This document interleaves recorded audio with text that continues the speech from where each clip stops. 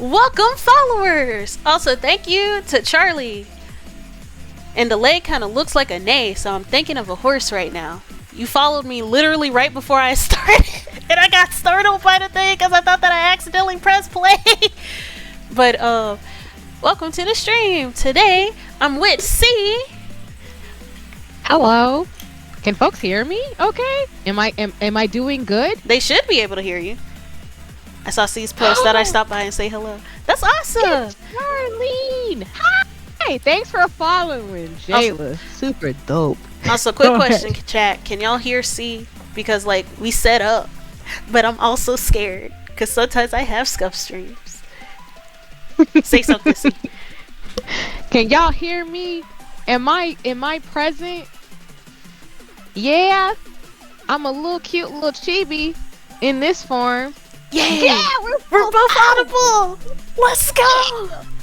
Yeah. I'm so excited. But as you can see, oh my god, I'm gonna have so many sea, and it doesn't help that I'm a jellyfish, so that could be a other sea pun. But Yeah. Go ahead. as you can see, we're gonna be reviewing this year's recent Halloween costumes. First, we're going to watch a video by Hot Lamode and watch him react and give our own comments. Also, let me know if I need to pause or whatever for you to give yours, because I'm going to pause and give mine. But we'll go ahead and do that. Switch to browser. Okay, we're on browser. Also, let me turn off the music. I almost got too turned, but I'm like, it's not an art stream yet.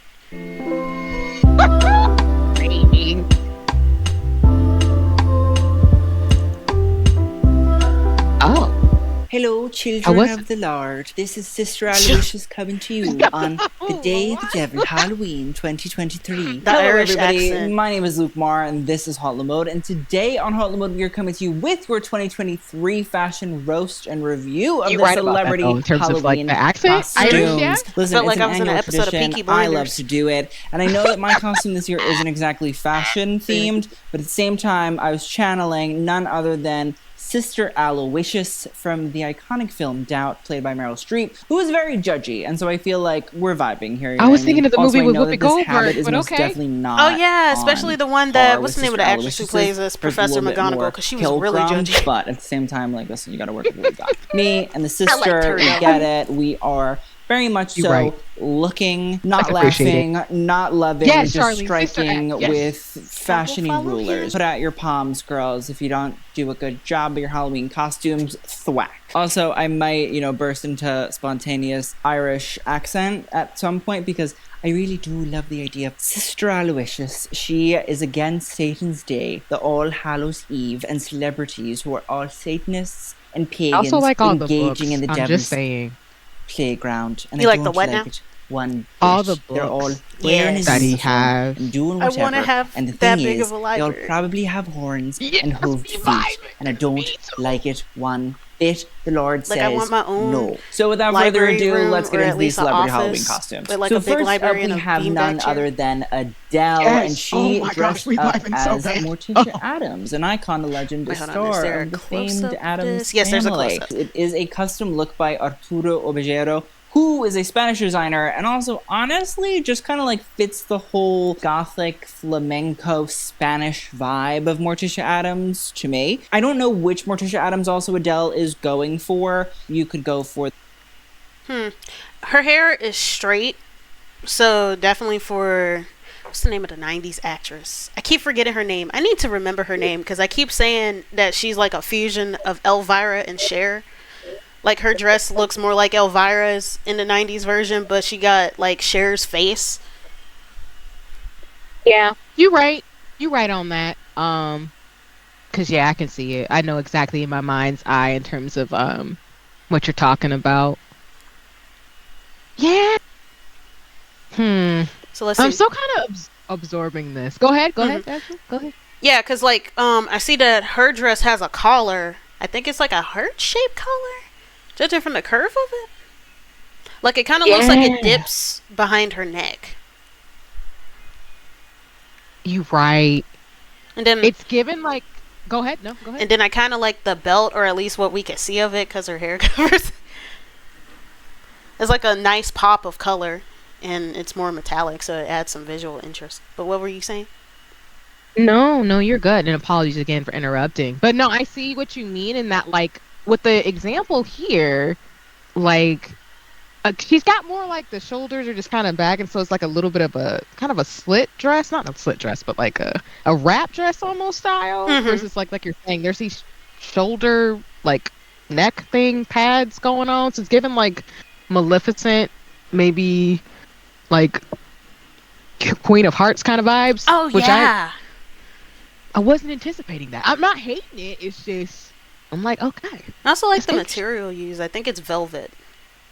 Yeah, it does look like velvet in terms of like the texture versus like again the example in terms of inspiration. It looks more like a cotton or like a maybe just more of a different fabric. But this looks more velvety. So okay, not mad.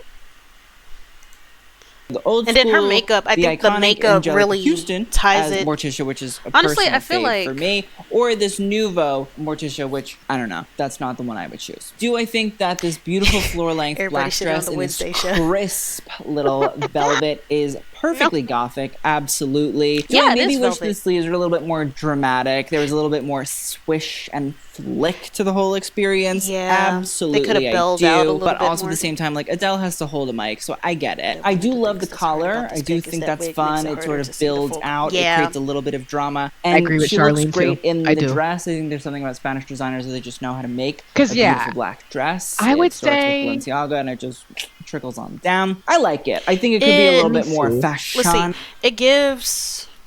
It gives enough visual information to say Morticia, but it's definitely Adele's personal take, and that's why maybe some of the things that make Morticia iconic, like I kind of agree with dang it, I already forgot his name. I got magpie brain because I'm like, this dress is so cool, but it's different. Everybody's so creative. Okay, go ahead. But I mean Go that ahead. so positively. But I wish that the sleeves were a little bit bigger, but that may have gotten in the way of her performance because she likes to sort of sing with her hands and stuff, and that could have been a little bit distracting. No worries. I think to me, like, the thing that I guess I wanted from this is like that bold red lip.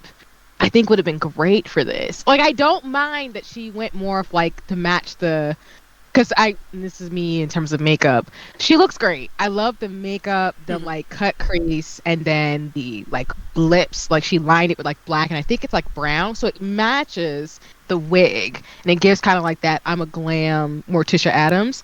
But I don't know. I really wish she had done like a red lip. It would have been like iconic, but also like bold in a way. But I love it. I don't hate it. That would have been cool Yeah. to me in terms of the lip. Like the neutral complements it well, but like that red could have added more of a focal point.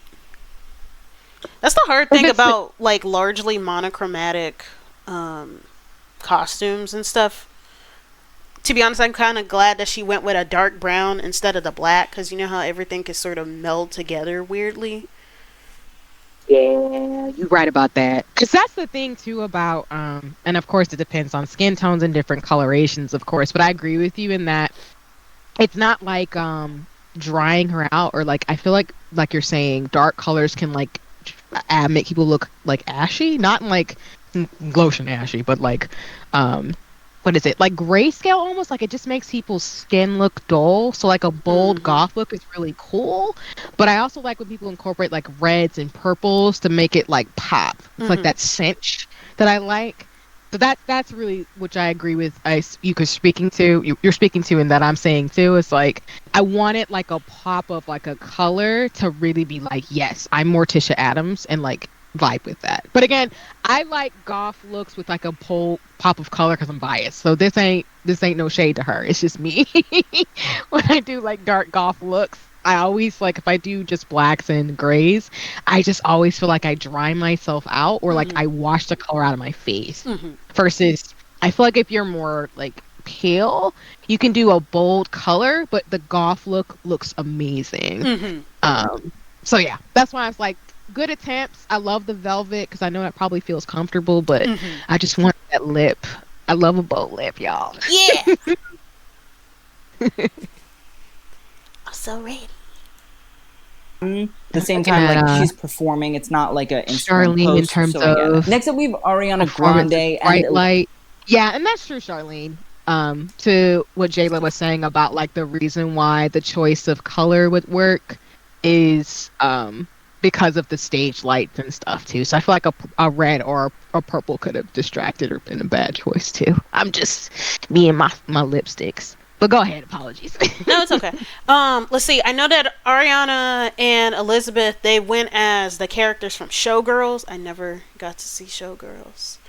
Like, I know of it. So, I guess when Jason Elizabeth pulls up the Gillies, pictures, both I guess as we the could judge it on... Showgirls of the iconic 1995. Gotcha. Cause dang it, what was Showgirls about? Obviously, it was about this one. I think that there was this one girl who wanted to go into like theatrical dance, but she ended up becoming a showgirl instead. And I think she was trying to use that to transition into it, because that is possible. That's definitely possible, especially if you're doing like specifically like Vegas and stuff. It's definitely possible to transition from burlesque and stuff to more theatrical performance. I've definitely seen it with drag queens. It was about this Vegas showgirl and her trials in Tripoli. It's not really all that interesting. Okay. I still might watch it though, because I know that there's like been a lot of cinematic analysis of it. It's like one of those it's definitely one of those movies, from what I've heard, that tries to have substance, or at least it tries to act like it has substance, but it still feels a bit empty, but at least it looks nice. That descriptor, sorry. Like, to me, that's like my opinion on Zack Snyder's, what was it? I already forgot the name. What's the name of that movie with characters Baby Doll and Amber, because it had Vanessa Hudgens in it? Sucker Punch. Sucker Punch. I feel like Sucker Punch had a really good concept, and it probably would have done better as an adult animated film. But like, oh my god, like the ending had me fucked up, especially when I found out what Zach was trying to portray, and I'm like, no. And then I hate the general opinion of people agreeing with him, because no, it's wrong. But I'd watch it to understand the meme aspect of it for sure. The movie Burlesque did it better. Yeah, I can see Burlesque doing it better. I haven't even seen. I've seen Burlesque. Like, there's two ways of me watching a movie, right? There's me actually sitting down and watching the movie, and then there's me watching fragments of the movie while walking past the living room while my mom is watching it. Screaming. No, and I didn't know that about Sucker Punch, but I'm biased too, because I agree with you. I like the concept of it, and I think it could have done some things differently, but the concept underneath the layers of where it could have gone, I wanted that to happen more than how it actually got executed, which hurt my soul, because yeah. I heard Snyder tried to do a new cut to make Sucker Punch, but I know that a lot of stuff got cut, but I don't know. I don't even think that there was a full release. Like, even if it was online or on a physical copy, the only like deleted scene that I saw was the "Love Is the Drug" performance that was done with Oscar Isaac and what was the actress who played as Dr. Trotsky? Because she was the therapist that was having them do dance therapy in the real world, while she was the dance instructor in the brothel world. I'm still shook that Oscar Isaac was in this movie. I'm having flashbacks. He was. Oh my god. Yeah, like the range on that dude. Like, I love "Love Is the Drug." I love that performance. I think, yeah, they did a lot of, because the movie took place in the 60s, so they made different references to "Love Is the Drug." White Rabbit by Jefferson Airplane, and I love that song because I love the different covers of it, because Pink did a cover of White Rabbit for Alice Through the Looking Glass. They used an epic orchestral version of White Rabbit for the newest Matrix movie, because in the first Matrix movie it was like, follow the White Rabbit to get the information, da da da da da da. Like, I love that song because, like, it's such a simple song. It has a nice bass line, and it was very controversial at the time because there was a lot of mass censorship during, it was after the death of Ronald Reagan, and that's where a lot of media started to crack down on stuff, because that's where you saw comic companies censoring themselves before the government would have a say in it, so they could have better control, and da da da da da da. The song White Rabbit, it makes references to drugs, and it's just a simple line, honestly, but like it was very controversial because of like that period post, not death of Ronald Reagan, I wish, post death of JFK, that led to like the attempted sanitization of media. Heavy emphasis on attempt because like yeah, we got the Silver Age Batman, but like it was the 60s, so a lot of stuff was going on. Or I guess there's different definitions of censorship because like there's a range. There's a range. But yeah, I've never seen Showgirls. But the outfits look nice. I appreciate this. I'm learning a lot, but also it all connects the dots always. So Yeah. I appreciate you. Always do. It's like they always Kronk. connect dots. Ah, yes, it's all coming together. Exactly. Because I haven't seen Showgirls. I think I've heard about it, but I don't think I've watched it. So like you're saying too, and I've already mentioned. Oh, you got another follow. thank you for the follow, Krypton. Yeah, I'm so excited. Follow Jayla. Follow Jayla. Yeah. Only decisions are good here. Only good decisions. Only good decisions. Which is great because we make a lot of bad ones.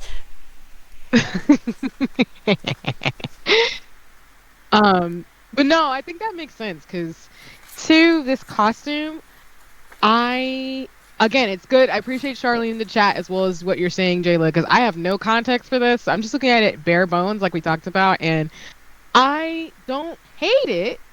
I kind of wish, because I forget her name.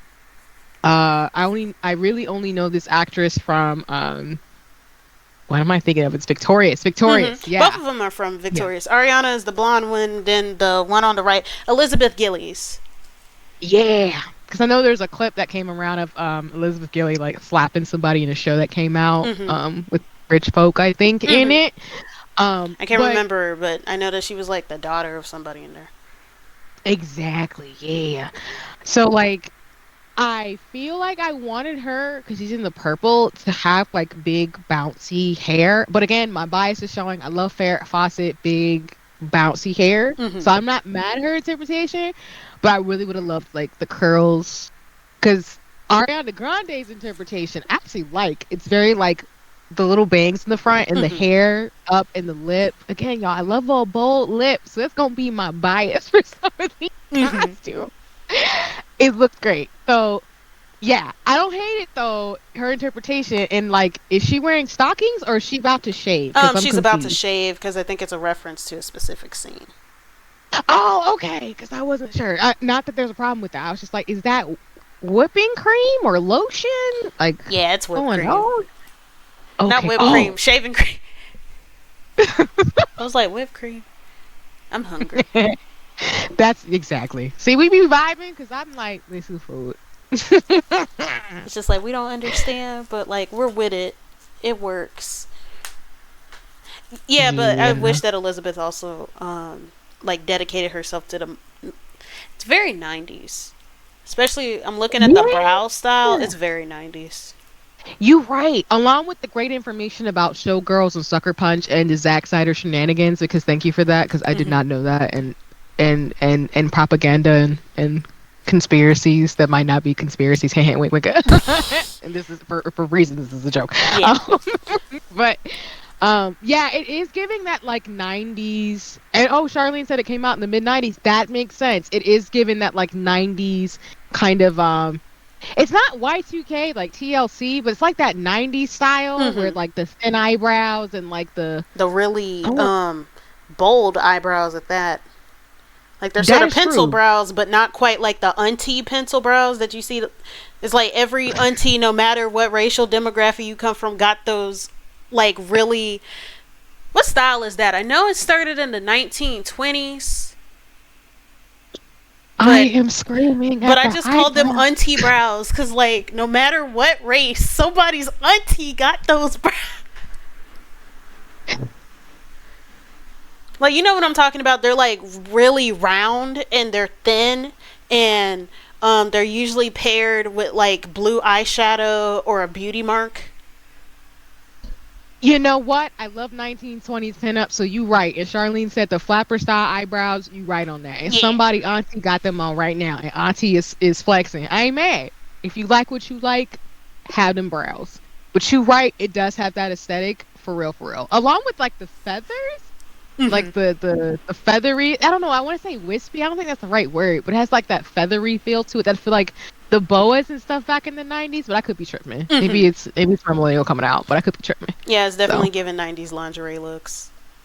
Yeah, exactly, Ivy. That's exactly what I was trying to say without saying it, but you hit it right on the. Oh, I'm sorry. I'm bold. I'm bold. Nah, you good. I'm almost as bold as these eyebrows. I'm screaming. Let me be quiet. Let's continue. I filmed Showgirls. No living being should ever we be run into an ad? processed We food did. for Wanna every cry. single meal of their life. Puppies.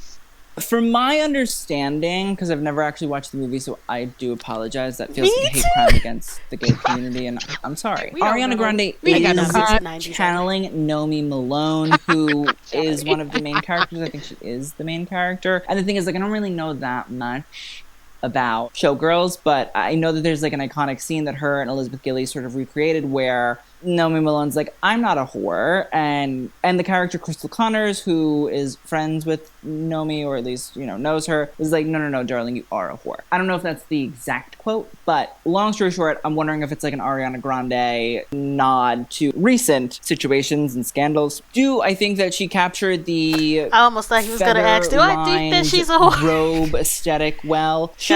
Do I think that Elizabeth Gillies did the exact same thing? Sure. You know about Listen, the I recent love Vegas controversy Showgirl. with I love feather. with I Ariana, love with color. her dating I love Ethan a little Slater, robe that the is, actor in who fact, played a a SpongeBob in the very SpongeBob exciting musical, experience. The hair definitely Yes, I feels do. Nomi Malone. That was sold crazy. on it. And I think that Liz Gillies also perfectly captures the whole effect of I'm the like, oh, purple that's robe. cool. It's She sheer, dated it has a little SpongeBob. black That's bra different. and brief But then I underneath. found It's really out the cute. rest It's of really it, and I'm fun. like, I think it works. girl, I also love the fact that I they know that did you all like of the to sing shoots about in being the other backstage woman. areas, which is where a But do you lot have to of be that? Showgirls takes place, Are from you my okay? understanding, or at least it leads Her us to brain's sort of like, give a she backstage at built a Las different, 'cause Vegas she show dated feeling. So I think it's SpongeBob. smart. I don't really know the Her music reference was to a Too well, so I can't premonition. really comment too much on it, but I think they look great, and also like they did a lot. I'm of like, yeah, looks, two so I Nickelodeon appreciate that. stars Next up, we getting have together. comedian Benny Drama, who dressed I up as Kylie just- Jenner in the Shenanigans. Scaparelli Lionhead. Yeah, in all seriousness, y'all, don't ruin people's relationships. Don't do that. Don't do that. You could date a man who dresses, or person, no matter the gender, who dresses up as SpongeBob, but don't be doing wild stuff like that. In the world, If it's free true, now. allegedly. Bikini Bottom.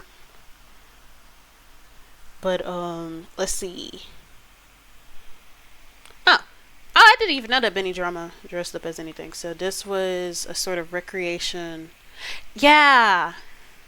To be honest, I cared more about the lion head than the actual dress. I felt like the dress itself, when Kylie and I think it was about two other models, because one person had a leopard head and stuff, and this is entirely synthetic.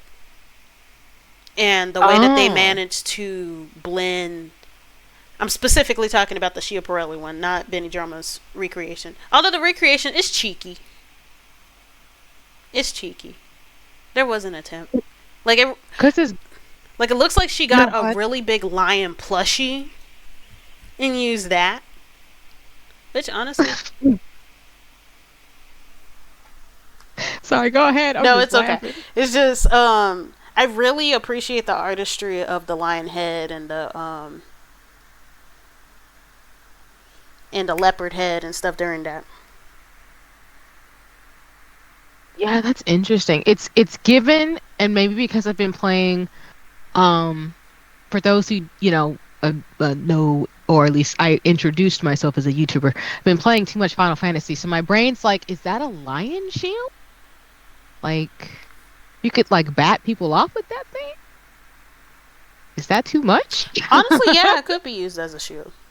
I also think of Coming to America. You right. Where James Earl Jones pulled up. With all that fur. He did. He really did. And he actually had a lion. Like, I don't know if it was an actual lion or not, but he had like that lion, that big ass lion head as a part of his coat. Like Zamunda? You right. You right though. I'm having all the just uncorking of memories right now. I'm like, you right though. And then Charlene, yes. I see you in the chat in terms of I kind of want to see the other ones in terms of the lion and forgetting about the lion dress. Let me find that. Because Jayla, you said there's been other ones of this, like similar. I already misspelled Schiaparelli. I keep forgetting that there's a C in there and that it's silent. Animal heads. This is a thing. Yeah. This was earlier this year. I think sometime in the spring. There it is. Oh, they really got heads. Mm-hmm. Oh, nice, Naomi. Okay, you better come through. Wait, hold on. Let me wait till the. Naomi. Wait, no, the ad did not start yet. Okay, Charlie, can you see? I mean, I do like the dress underneath the lion head. It's quite classy in of itself. Yeah, it really looks nice. Cause like it is kind of ruffled with the way that it's pulled on the side. It has a sort of, I know it's not a princess seam because that's only for bodices. Like, I can't remember what's it called when it goes all the way down. And I also like the shape of it. It's sort of, kind of reminds me of a mermaid dress, although the bottom of the skirt isn't quite big enough to be considered a mermaid dress because it's not like a tail or anything. But I like that it looks nice in of itself, but it's still like a regular looking dress in order to bring the lion head as a focal point to add more emphasis. Definitely agree with that. 100% agree. But let's go. I'm like just Rest, absorbing salt, that this is a 100%. thing. Because Schiaparelli, they have a lot of campy looking stuff. The other example was because Doja Cat, she was also at that runway. It was the one where she was wearing a red dress and she was covered in, what was it, Swarovski crystals.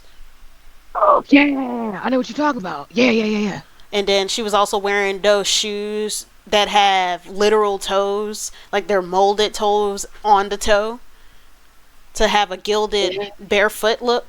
That's also a signature of theirs because they do that like every couple of decades or whatnot for anniversaries or something.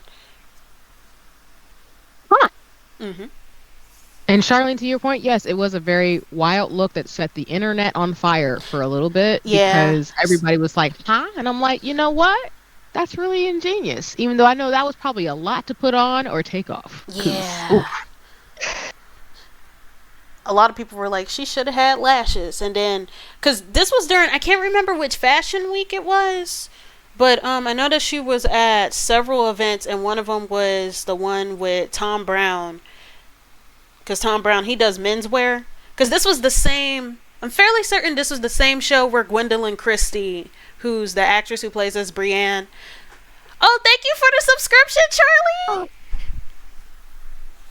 Yeah, Charlene is dope, so huzzah! Bless Yeah. you! Also, Yeah. shit, now that I think about it, I gotta do those other emotes. I gotta do the other tier emotes. Especially now that we got more emote slots. I'm like, yeah, I should do those. I should do those. Let's go! Like, I got an gotta idea. I just gotta actually make time. No, I believe in you. I gotta actually, like, fix my thing so I can watch you, because I'm watching you, but like Twitch sometimes doesn't like my mutuals like yourself who have verified chats for safety, and I'm like, but why, Twitch? Why would you do me like this? I want to support my friend. You're like Eric Andre, let me in. Let me in. Exactly. We hate commercials. They need to do better. It's actually why I have the commercial at like the lowest possible setting for monetization, because I'm like, what makes you, I don't understand people who I understand, like, you want to make your money, but I'm not going to have somebody sit through 3 minutes of ads because I don't want to sit through 3 minutes of ads. Exactly. That's so real. I really gotta check into that for YouTube as well, because I feel bad in general on these streaming platforms where it's like, I want people to enjoy things and people to watch stuff without being, given ads of things that they might not even want to look at. Because, like, you don't even get ads you probably want to watch, which is wild. But let me be quiet. Let me be quiet. It's okay. It's okay.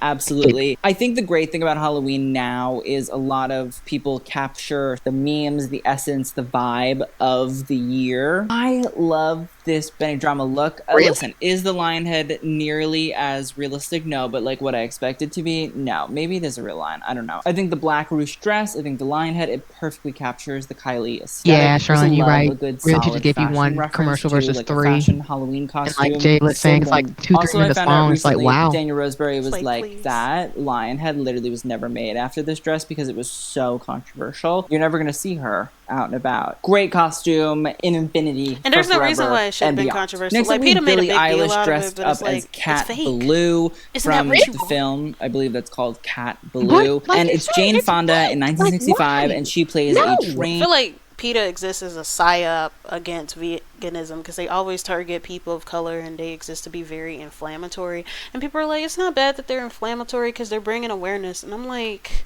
there's a huge difference between being offensive because it punches up at systems versus PETA, who like literally harasses people of color, and then their practices are very contradictory. But that's a whole other conversation in of itself. So Billie Eilish is dressed up as Cat Blue. Let me go back a little bit to see that picture. Okay. But well, Oh, she even has the same shade of hair. That's nice. It's not often that you really see wig matching when it comes to some costumes. that is very true. I do appreciate when folks are like very detail oriented like this. So I gotta give her props. Like the color does match perfectly. So It's so Yeah, simple, I but agree. it works. yeah, and like Charlene's saying, it's pretty on point. So I don't really have much to say. I mean, I think she did good. I mean, if you're gonna be on the nose and dressed exactly like somebody, then have at it. And I ain't got no complaints. She Yeah. looks good. It's something. That's called Cat Blue. And it's Jane Fonda in 1965, and she plays a train robber. Shout out I Jane think the Fonda. costume's done pretty well. I mean, the blue and white gingham top sold. The cowboy hat and brown sold. The pants sold. The little belt with the little side bullets on the waist. Perfect. Shoes, great.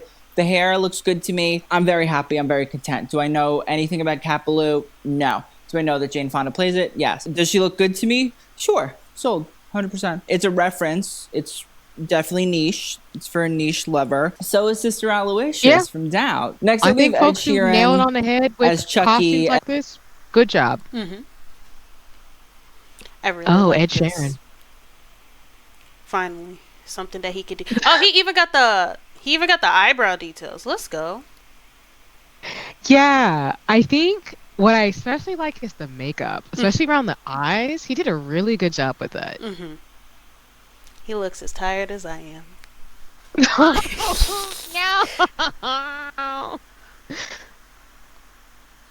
Like it looks cute for him. Like it's definitely the range, right?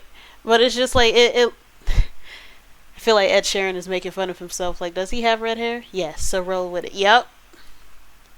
Work with what you got naturally. It's Because fine. there's always so many ginger jokes about him specifically. Like, people make ginger jokes in general, but like because he shows up everywhere due to his music being like mass appeal. Because I remember when he showed up in an episode of Game of Thrones, and I'm like, sir, why are you here? You're gonna die.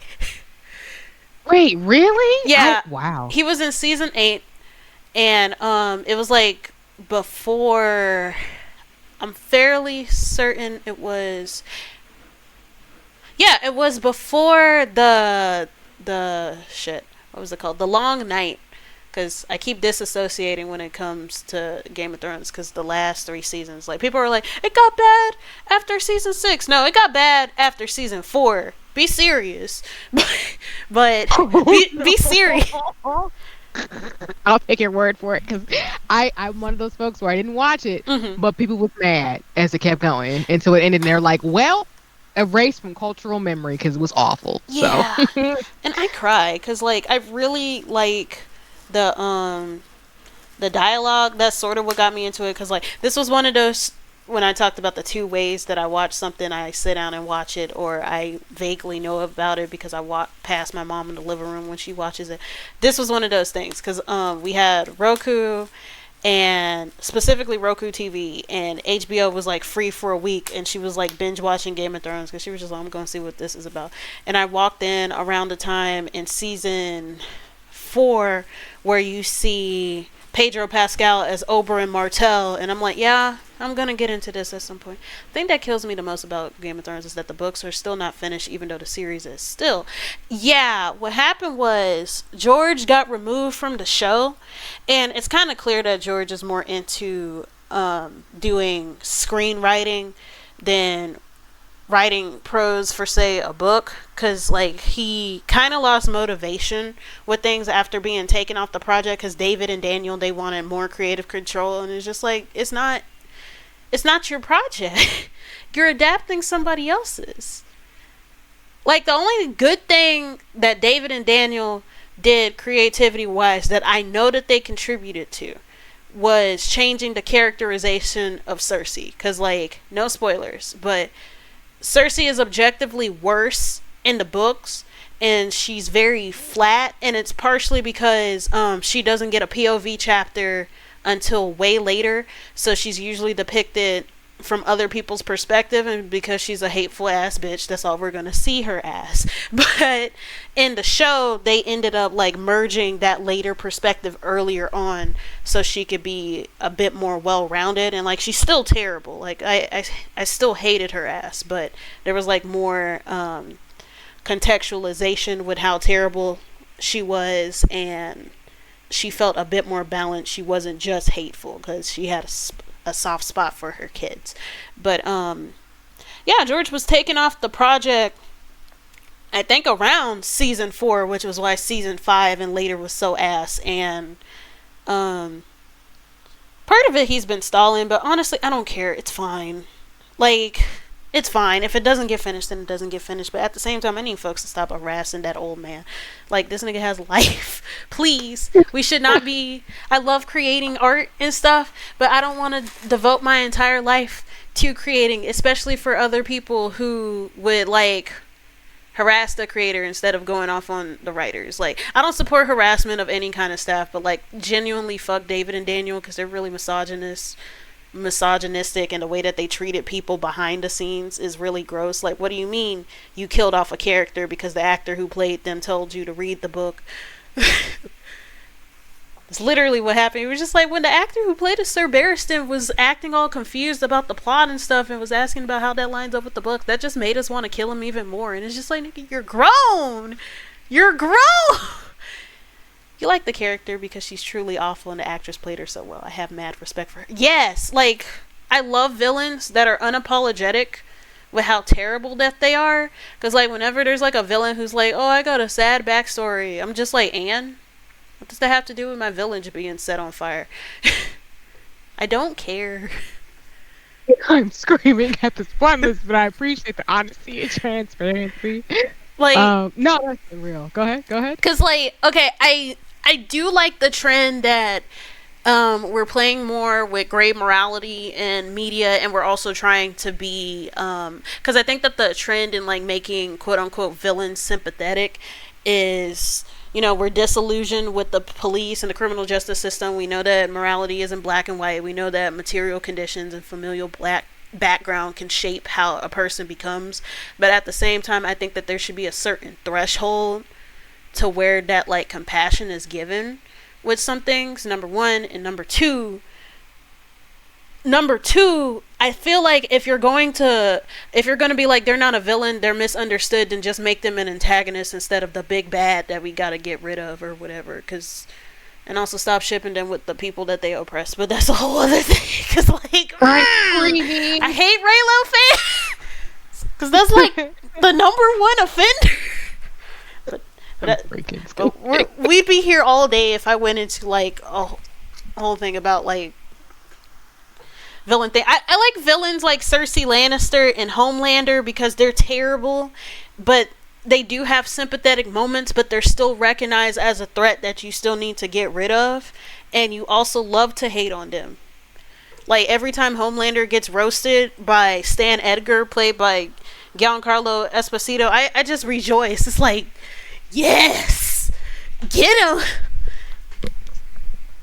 I am screaming. No, I appreciate what you're saying, because basically it's like saying that some characters don't need redemption arcs. They're just villains to be villains. Versus, like Charlene saying, exactly, like, an anti-hero is not the same as a villain, and there's just certain points where it's like, I don't think the audience needs to be told to be sympathetic towards someone who's committed such atrocious acts. It's more like, no, people don't like this character, and they play that hatred very well to where you're supposed to hate the character. So, while again, to Charlene's point and what you said earlier, that Ed Sheeran being in Game of Thrones is wild. Yeah, I think that again, having people play the roles that they play and just know like sometimes people are not going to get a redemption arc. Because I know people often bring up Zuko, for example, from Avatar: Last Airbender as like an example of a redemption arc, but it's like Zuko's not really, if you think about it honestly, and I'm talking out this out loud, he's really not a bad person. He was just put in bad situations where he had to do what he had to do.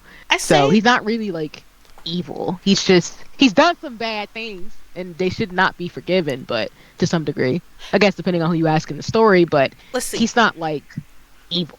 To me, I say that he was evil simply because he's a member of the royal family who has benefited for generations from genocide, and he genuinely believed in the propaganda.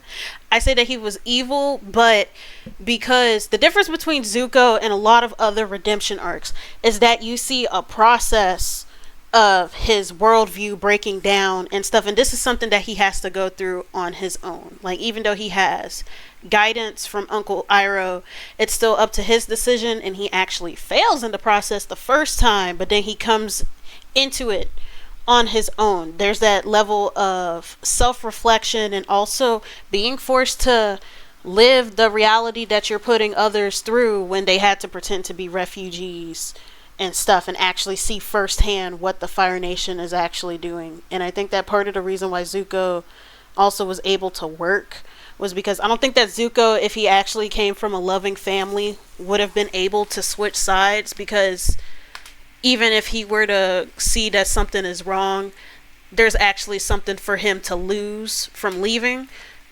His household was garbage, so he really didn't have anything to like hold on to except for like his false perception of fatherly approval and whatnot.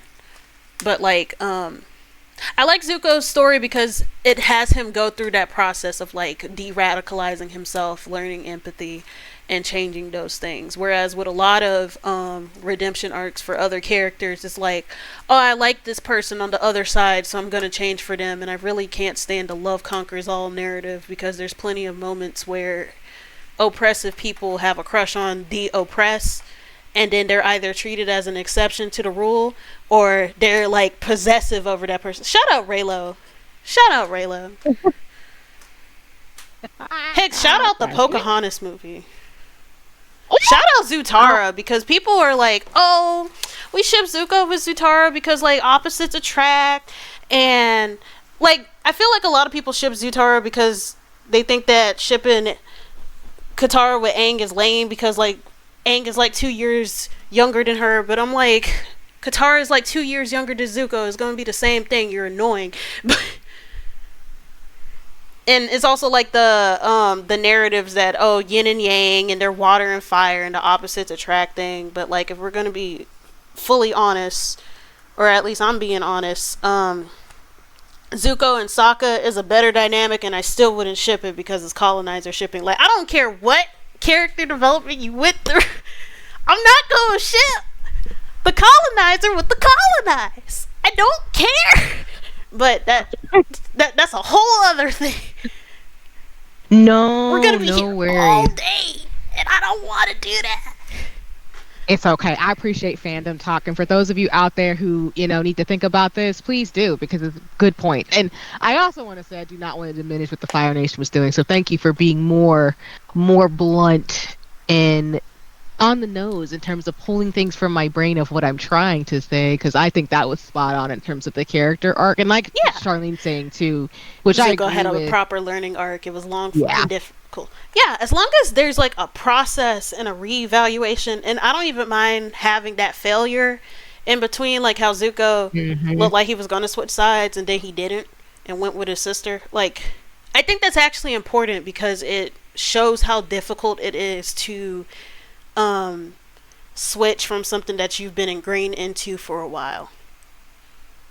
Yup, exactly. So I appreciate that, and I hope I'm making sense as I'm saying that, because I think that's clear. Why for me, and I resonate, because I really think people who like lovers to enemies want to ship Katara and Zuko, but I'm just like, nah, I'm gonna keep her with Aang because that was just the setup, and it is what it is. Like, you don't have to like Aang, but the setup is for that to happen. Versus, I think Zuko and Mai made a lot more sense because, I mean, she kind of came from the same underpinnings, and it just worked out better that way. Even though, like, again, without spoiling, of course, things happen in relationships in Avatar, but people shipping folks who come from opposites attract type of, love conquers all. I'm like, no, nope, I'm good, I'm Gucci.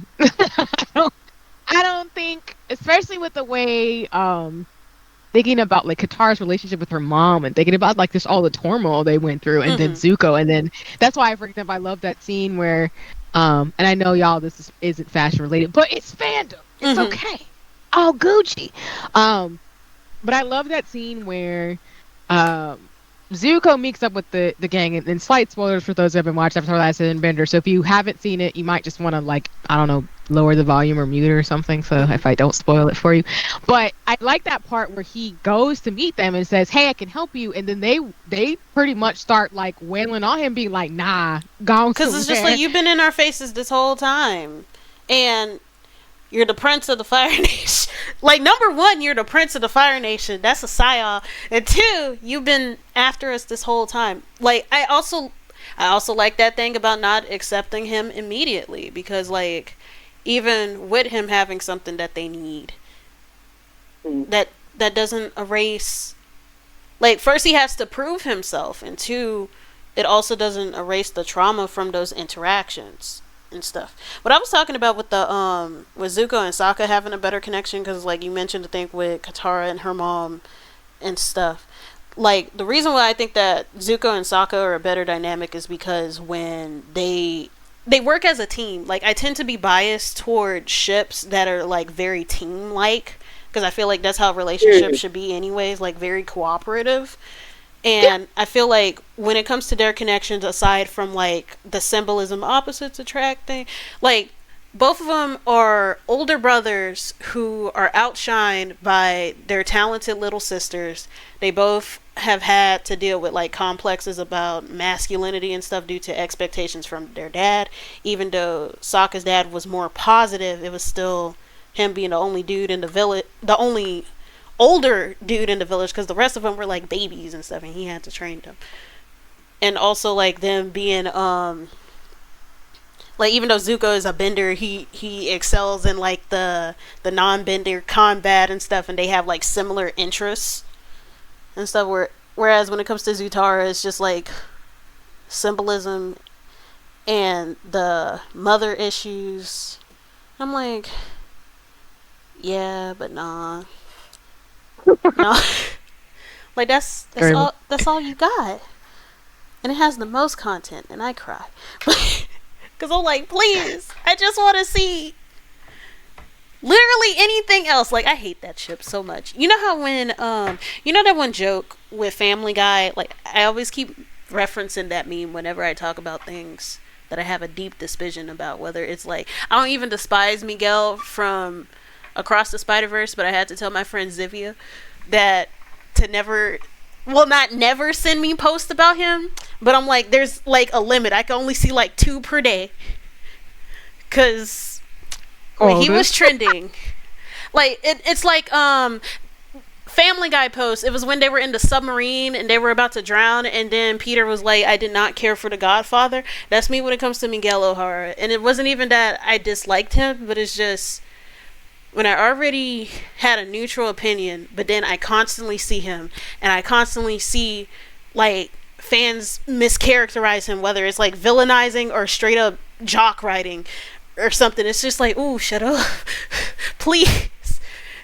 Like, I just want my noir content. I need noir in the next Spider-Verse movie. I need him to have his mask off. I need like at least 10 minutes of Nicolas Cage saying things, because oh my god, it's hard being a noir fan in this fandom.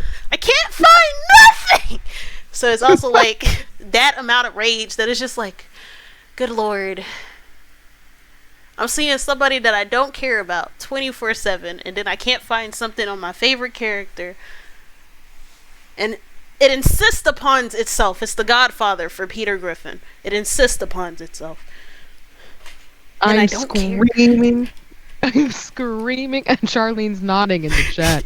Thank you, Charlene. Of everything you're saying. This is why y'all should follow Jayla, because again, I don't think anyone can disagree with what's been said about Avatar: The Last Airbender, especially what said about Zuko and Sokka. I do like the team up, especially when that one part where they're talking about, and again, slight spoilers for those who haven't watched it. Mm-hmm. They were talking about that when Princess Yue, I think, flew up into the moon.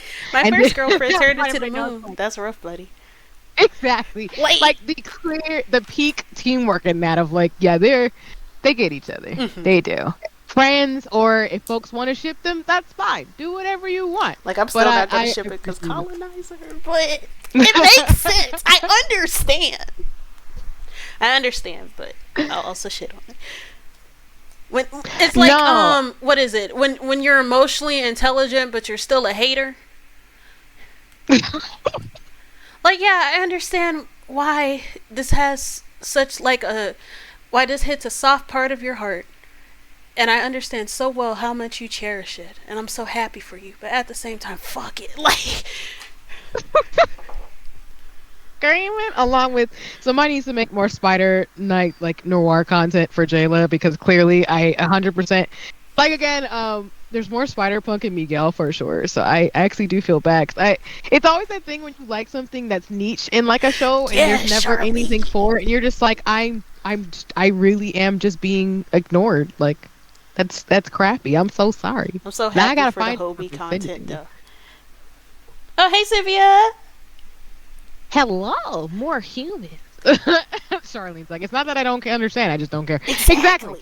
And again, I am happy about the Spider-Punk content though, because oh my god, when I went with my family, because like I'm in state, so I'm able to hang out with my family a lot, so that's nice. When I went with my family to see Across the Spider-Verse, there's this isn't a spoiler, it's just a joke. There's a scene where there's a big ass hole that shows up. I'm not gonna tell you how that happens, but there's a big ass hole, and somebody was like, "What's that?" And Hobie was like, "It's a metaphor for capitalism." My mom looked right at me. Not the You're a wolf human. Just instant look. Werewolf. Screaming. Technically, this isn't her first time chat. She gotta change her name because she did. Wait, hold on, Zivia. Is it okay for me to make a joke about it?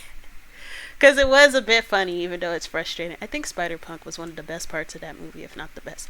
Apparently, the next movie is actually gonna start in his world, so it's gonna be amazing to see the moving stickers and stuff. Perhaps. Okay, so she was trying to change her Twitch name to match her new branding and stuff, but she accidentally changed it to like her Twitter tag instead of her actual like VTuber name, which is Zivia. So now she gotta wait 2 months. Poor BB. Oh no, I am so sorry, because Twitch shenanigans. But I will send good vibes. That's gonna update soon. Because shenanigans. But shenanigans. Twitch shenanigans. Exactly. We hate Twitch here. Well, Twitch doesn't like me on my other devices, so yeah. CC can't even say hi in the chat because I can't. Me and my homies hate Twitch. It's like that one meme that you made about Miguel. I was talking about how I can't stand Miguel and how you're only allowed to send me 2 posts about him a day. But one thing that Zivia made, it was a meme about every time Twitter updating and it's like something useless, and there's like this is a no spoiler thing because there's literally no context to this. Miguel throws a trash can at somebody out of frustration, and honestly, me too. I'm sorry, I didn't sleep out of the chair. I could get the link. Yeah, I'll show it.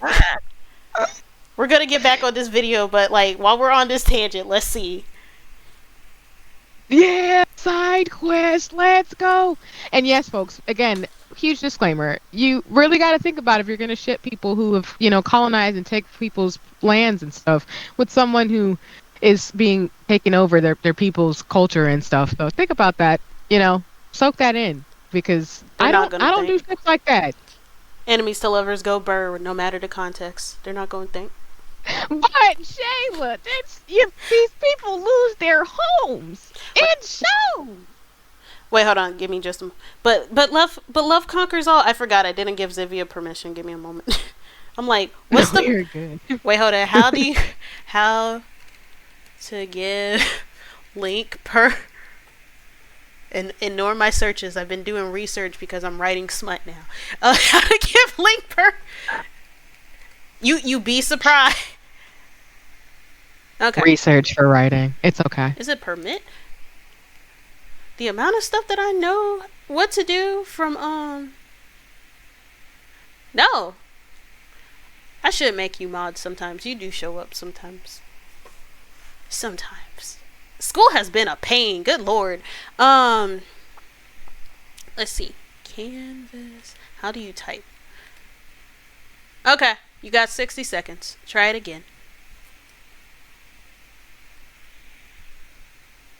Dang. Just send it in DMs. It's not gonna work. I want to cry. I'm gonna learn how to fix it. Or is there a permit command in Twitch? Cause I only know how to do it through Nightbot. It's fine. I'm gonna technology. I thought that I But learned actually, how, technology. but that was a lie. I thought I learned, but that was a lie. It's okay. Again, no judgments here because Twitch be twitching. Which It account? just It be doesn't doing matter things. as long as I get it. It would be preferably on the VTuber account. Because that's easier. That's where I'm on right now.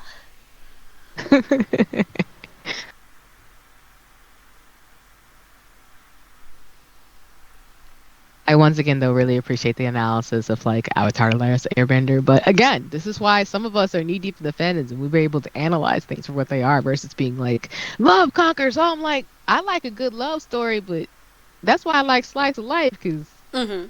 shoujo couples they just be like holding hands and getting ice cream and stuff and not taking over people's planets and stuff or doing some Star Wars Dark Vader type of stuff. And I'd be like, excuse me, ma'am. Well, to be honest, some of that was going on in Sailor Moon. Like, it was wild. It was like Star Galactica type stuff. At least from what I know.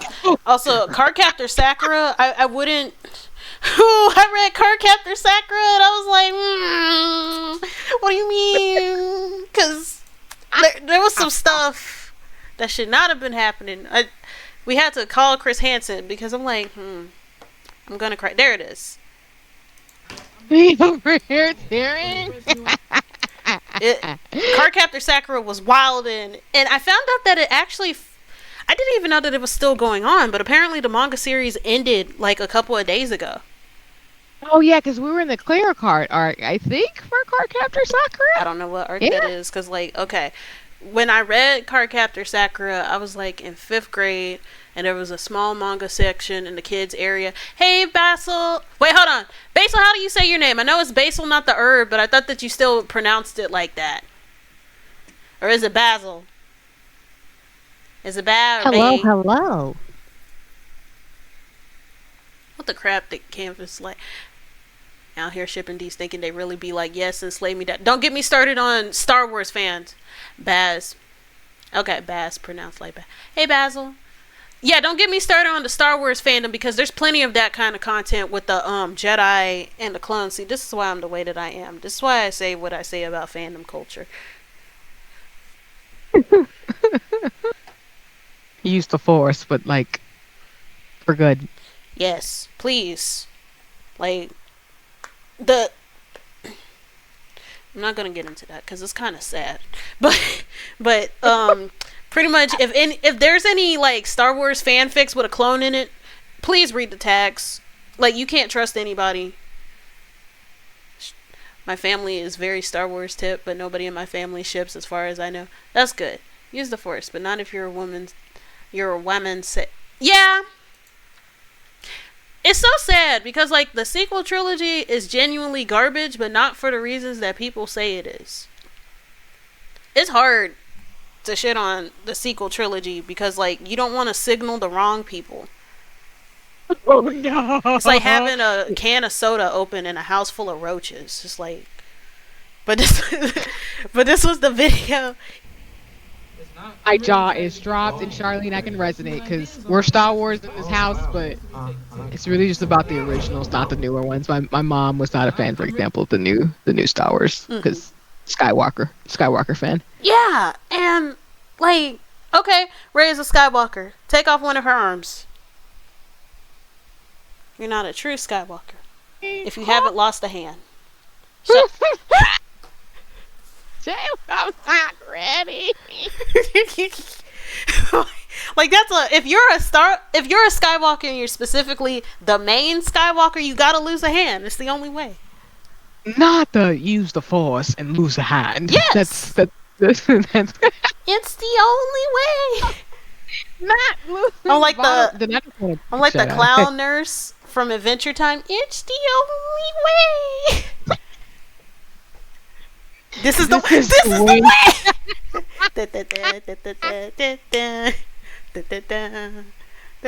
Not the Grogu.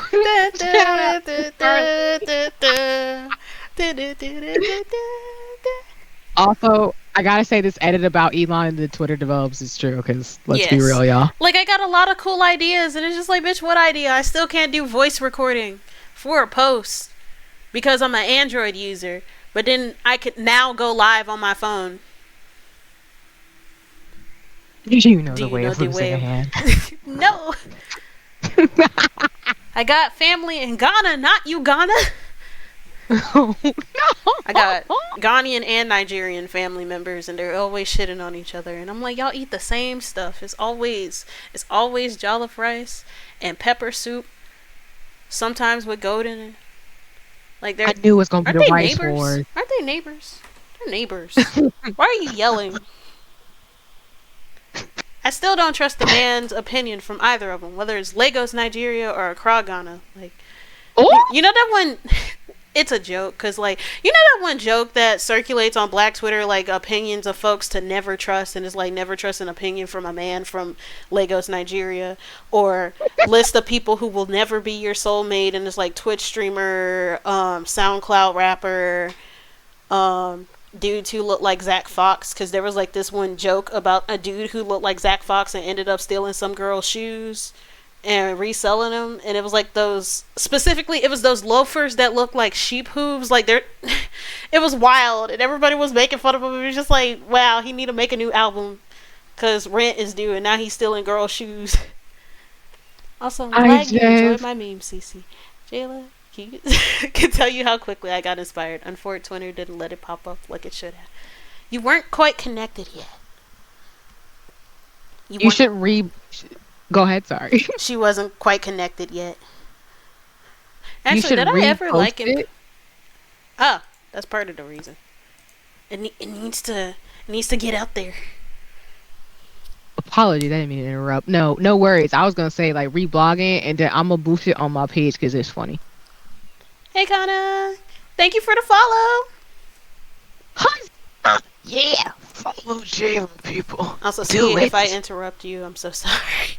Like, let me know. You're good. No, you're completely fine. We just vibing and being here. You all Gucci. Thank you for asking, though, but you good. You good. Yeah. Want to get to the next one?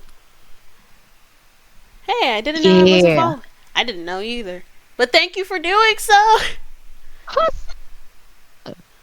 I'm over here memeing like I didn't. Girl, go find food. Get food while you're listening or something. Are you watching on mobile? Go get your food first. Please eat. I can't have you in my purse feeding you fruit snacks all the time. Fruit snacks. I love fruit snacks. I love fruit snacks so much. What are your favorites? I like Welch's fruit snacks. I like the variety, but the great ones is particularly dope. So, fruit snacks is great. Just any kind. Just give me fruit snacks. Yeah, I like the Welch's kind because they're very concentrated, so you can really taste the fruit. And then I also like the Scooby-Doo ones because I like Scooby-Doo. Oh, Scooby-Doo. Yes, let's go. Let's go. I'm on desktop and I have to deliver and I don't know what to get. I hope you choose something. You got time. Exactly. And like, a lot of the time you need a reference picture for celebrities because you're Except just the blue like, one, oh, fuck the blue okay, one. it's There's somebody. two blue ones. Is This it the one Scooby one or the didn't Fred? need a reference picture at all because Ed Sheeran, no offense, kind of looks like that on The daily. specific Chucky, stuff. yes, one and the same. I think the makeup looks really good. I think the shirt Scoop. and the overalls very really good. like the You have eyebrows. quite a bit of money, Ed, so we could do Yeah, a little again, bit like he more in just the terms of detail the on the overalls. face Like we is could really use real good. buttons instead of printed. The Spread the outfit, love. I feel Pay a like little I bit wish more. it was actual overalls. So Yeah. this is a giant onesie, but I don't hate it. The Yeah. makeup really sells it. Oh yeah, and I just realized that the buttons were printed. Like I was just so focused on the face makeup because honestly, that really helps. That helps elevate it. Or But make yeah, some he cool could have. stuff. You got quite a bit of had some Josh to actual throw overalls. around, It wouldn't so have killed it. go for it. And it But would have been nice besides to have that, like very accurate. the Next little we have shapes Hailey and stuff Bieber, who be embroidered. But maybe that's too much asking from a celebrity dude during this. Oh, Hailey Bieber, have you seen Scary Movie? Yes. So I think I did see this on socials earlier, but now that I'm looking at it, I'm like, oh, yeah, this meme. Mm-hmm. She's running across, just being wild. And of course, like, Scary Movie, which if folks haven't seen it, but the parody of it is great. But I feel like I don't hate this. It's just a way to me to be sexy, I think. Mm-hmm. Yeah. But I actually like I tend to not like sexy costumes because it's just like because of certain archetypal monsters and stuff, you really don't have to put in effort. All you got to do is like have the accessory associated with them. An example is when Lexi from Intellectual, she went as a sexy witch at Megan Thee Stallion's Hottie Ween, right? And for those who don't know who Intellectual is, and it's like spelled like the word Lexi in there, she does a lot of pinups and stuff, and then she also talks a lot about history. And I like her stuff. I like her pinups and I like her history videos. But like that outfit was very underwhelming because if you've seen her pinups, it looks no different from any of her other pinup outfits, and all she did was put a witch hat on it. Like it's color coordinated and it looks cute.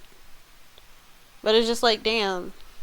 It's a shame that fashion has gotten to a point where you don't have to like experiment with shape or anything and stuff. All you gotta do is just put on a witch hat and be like, yeah, I'm a sexy witch. And I'm like, girl, please. Oh, no. Like, she's great at photography. I like the composition of her stuff. And she's very pretty.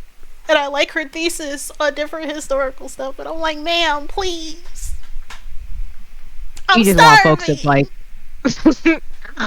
you want folks to like, because again, like some people do put a lot of thought and effort into their Halloween costumes. Versus, like you're saying, sometimes when you go to sexy route, people are like just plopping down a hat and being like, I'm done. And I'm like, but you could do that, or we could be goofy and dress up like SpongeBob characters or something. You know, just you could have fun with it. Shout out that one girl who dressed up as Patrick in the trombone. Like, she had a bodice that had sort of the piping that looked like the valves on the trombone and stuff, and she had a really big collar that looked like the bell of it, and the rest of her outfit looked like I gotta find it. I need this in my life because I did see someone dress up as Patrick in them like giant stripper heels, but I did not see that because that was amazing. Trick. And Charlene, yes, I have not seen Scary Movie in a minute. God, it was the scene, you know, when the titular hot girl gets killed usually first and stuff, and that was the parody of it, because like she was half dressed while running away from the killer. I think she was like changing in the gym, and then she walks out and there's like this scene where she's running in slow-mo and the sprinklers and stuff, and of course she's wearing white, so it's more revealing. I was supposed to do Static Shock this year, then a Teen Titans group costume, then niggas like, aw, that's unfortunate. Oh, I'm so sorry. That sucks. Especially when like you want to do group cosplay, because that's always fun. Because the last group cosplay I did was I did Star versus the Forces of Evil. I was Marco. Awesome. But no, I'm so sorry. I hope you were able to do Static Shock, because that's a dope costume. We love Static over here. I love Static. Like, oh, but I love this costume. But go ahead. Sorry. Go ahead. Yeah, that's what I was pointing out. How the bell of the trombone. And then even got the jar of mayonnaise. That is amazing. She killed this. I love it. Yeah, I remember you did Steven Universe at the last minute. I love that jacket. I got one. Because I think it was a limited edition thing. Because it's two-sided. It's his Letterman, but then the lining on the inside, which can be turned inside out, has the gems as like a pattern. Shirley said, "I love the mayo jar. Perfect edition." Exactly. Like this is still very much sexy because of how revealing it is and stuff, but it's camp. Somebody with us the cabbage vendors, and the baby is the cabbage. Oh my god! I love when people do costumes with their children. Oh, that's so cute! Look at that little cabbage baby. Now that I think about it, I might have to find. I know I've liked some baby costumes and stuff, because I think Alicia Keys' family went as different. Is Mayonnaise a drag queen? I would not be surprised if there was a drag queen named Mayonnaise, because you really never know. I'm not mad. I mean, mayonnaise, the condiment, I'm not a fan of, but I'm here for folks, with that type of name if they choose that. Yeah, I'm more of a Miracle Whip kind of person. I'm not mad at that. I just like ketchup because I'm basic. It's okay. You're still loved. Yeah. Mutual love and affection. Let's go, friendship. Yeah. Who is posed I got reminded as, of the I don't know the girlfriend name of the experience. character Oh my from the God. film, but it's from Scary Movie, the original, Scream? which is a parody Isn't of there? Scream Yeah, and there's also a lot new of horror movies. There's a new the girlfriend experience. There's a new drag queen on season. Crap, I can't remember what season of Canada this is, because I've never watched a single episode of Canada's Drag Race, but I did react to the newer queens, and now I realize that I need to change my browser overlay so I can block out more things so World of Wonder doesn't take my stuff down. I'm gonna go off, guys. But there's a Canada queen named the girlfriend experience, and she's actually a body queen. But Carmen Electra was the actress who played the character, and what happens is she's running away from the Ghostface from Scream, the franchise, the slasher. But I love scary movie. Carmen Electra is running away from humor Ghostface. is very dated, she's running but through there's these sprinklers, and but if you could get past that, there's a lot of good moments, like the "What's up?" and "I'm gonna slash and gash and cut a hole in your ass." Women in these Blood on the films, walls, the these answer horror phone. films. And so she's kind of running through, and her hair is going, and she's I'm with she's Charlene. throwing, Like, I and haven't she's looking all seen it in sexy, years, and but I it's do like a feel like it's montage, the classic. and then she gets In terms of like sexy old school montage. humor and just like really capturing that went time into this and period. played into it. Honestly, Is it a little bit? So. You would think with the amount of times people keep referencing Ghostface, they would do a reference to Scary Movie. Like, I'm glad that Hailey Bieber made this reference, because like I don't like Ghostface. Possibly. I never cared for the movie Scream. Like, I appreciate it. I love that she's even like oiled up, but so like, it looks like she's wet. The hair is wet. Like, she's not. This is Peter Griffin straight hair and the Godfather again, and insists upon itself. Like, every straight couple does it, every gay couple does it. Like, I'm glad that we all have harmony with that, but let it go. I do not need to see Ghetto Suguru with an H and two T's and a Ghostface outfit getting his schlong something. Like, I'm so tired. Why is that the only sexy Halloween thing you could do? Next up we have Halle Bailey or Squid Game outfits. I'm so tired. And they are dressed up as Janet Jackson and I am screaming. I had so much peace throughout the month of October. I literally announced, I'm like, you're gonna get muted if I see Ghostface stuff. I want to see Ghostface stuff at the very end. Zippy is in the same boat as me. I like niche film references. Opens your mind up to a bunch of fun reference. Again, I like niche film references. Opens your mind up to a bunch of things that you would never really see. I'm glad that homeboy decided to talk about this instead of the other costume that Halle and... When will my people be free? There's some things that we gotta stop doing.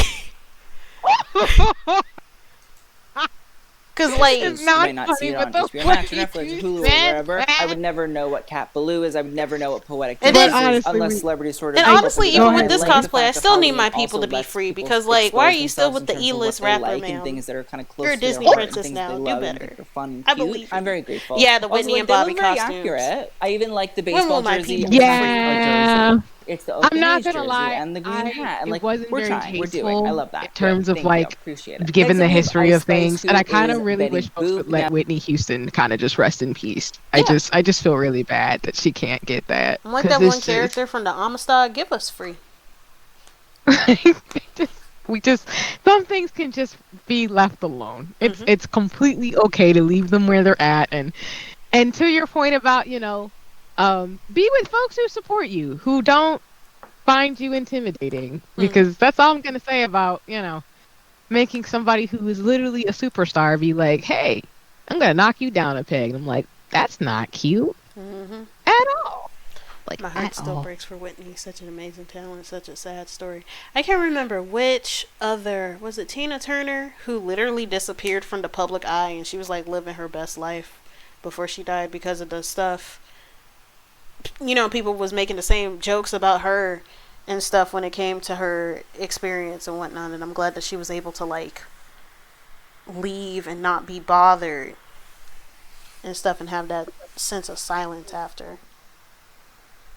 Yeah. I definitely agree with you there, especially with like two onto that, like the fact that she got so big. Mm-hmm. Granted, I'm not here for like how people treated her, of course, so Mm-hmm. again, not diminishing that, but I agree with you. I'm glad Fame she kind of got a happy amplifies. ending. Yeah. I'm glad she got her happy ending towards the end of her life, Mm-hmm. because she deserved that. She went through a lot of stuff, so I'm grateful for folks getting their happy endings. Yeah. So let's see. We see Ice Spice as Betty Boop. This is amazing. Yeah, I like the little detail she tried to make with the heart. I mean, it's supposed to be a flower, but I appreciate the little detail there. And Mm-hmm. then again, I think like Betty Boop, because a lot of people don't realize the historical background where Betty was actually a black woman or inspired by a black Yes and woman. no. So like, cause Wait, like that's not true. it's a yes and no thing. So she was definitely inspired Okay, by go ahead. Baby Esther, but with her appearance, but like she wasn't. She was never supposed to be a black woman. She was a dog. Yeah, she was based on a black woman. Oh, She was a dog, and appreciate she was that. always supposed to be a dog because, like, with Fletcher Studios, the character that she was paired with, dang it, I forgot the name of that character. Because, like, I know of Coco the Clown, but that's not who she was paired with. The character that she was played with was a dog. And she was originally a dog, and then she shifted to a more human appearance, which was more after Baby Esther. But, what's the name of the dog from Fletcher Studios? I can't believe that I I forgot, can because I do it. literally did a, well, no, I didn't do the report on Fletcher Studios itself. I did it on Max Fletcher, who created the rotoscope. What's the character's name? Dang it. Give me just a moment. No worries. Bimbo! Take your time. Wait, what's the name? His name is Bimbo the dog. Oh, okay, cool. Thank you for that. I appreciate the fact for it. That's good to know. Mm-hmm. And Betty Boop's other, because she had two women who inspired her. It was Baby Esther, who partially inspired her appearance, and then what was the other actress? Helen Kane. Okay, okay. Because Cool, both cool. of them had a similar. Both of them had a similar styling and stuff. Helen Kane's sort of very vampy eyelashes was very much the heavy inspiration for her, but it was more like Esther Jobs. It was her hair and her voice styling. Okay. Mm-hmm. No, that makes sense. I knew more of the Baby Esther like inspiration, Mm-hmm. even though I still got some information wrong, but I didn't know that other aspect. So thank you for that. I No actually appreciate problem. that a lot. I love Yeah. learning about production and stuff when it comes to movies and whatnot, because I'm a film mimer. So, and then I We had to am do a here for report it. on. I didn't necessarily have to do a report on that, but it was like do an informative report, and I'm like, oh, I'm gonna talk about the rotoscope because Max Fletcher, who created Fletcher Studios, where you see Betty and Popeye and Bimbo and Coco the Clown and stuff. He was the one who invented the rotoscope, which is pretty much when you do a video recording of live action and then you turn them into individual frames to draw over and stuff. You can see his work. An example is Cab Calloway, who did Minnie the Moocher as Coco the Clown, and what was the other one? What was the other one? No, he did the Saint Infirmary Blues as Coco the Clown, and then some of his choreography was used for this one short where Betty Boop like ran away and she was in a cave and stuff, and there was Minnie the Moocher. There was like a walrus ghost telling a story about a prostitute who died of syphilis or something, and it was wild. It was wild. But the character King Dice from Cuphead was heavily inspired by Cab Calloway's features and Max Fletcher's works. Still will never be free of the random intrusive thought of the lizard striptease. Oh yeah! Cause like Fletcher Studios was wild. I remember this one time when Betty went to hell. I can't remember how she went there, but she went there and Demon was trying to catcall her, and she literally gave him the cold shoulder. She like turned away and there was a giant ice block on her shoulder. Was not ready for that entire sentence or that historical context, but I'm here for it, even though holy crap. Wow. It was crazy. But I love this outfit. My only complaint though is that it is a little bit too short. And I know that she a baddie, she's showing her panty, but my thing about sexy wear, it's got to be practical. I should be able to take at least 5 steps before having to pull my skirt down. And she had to pull it down the whole time. I pray for her. Yeah, that is very true.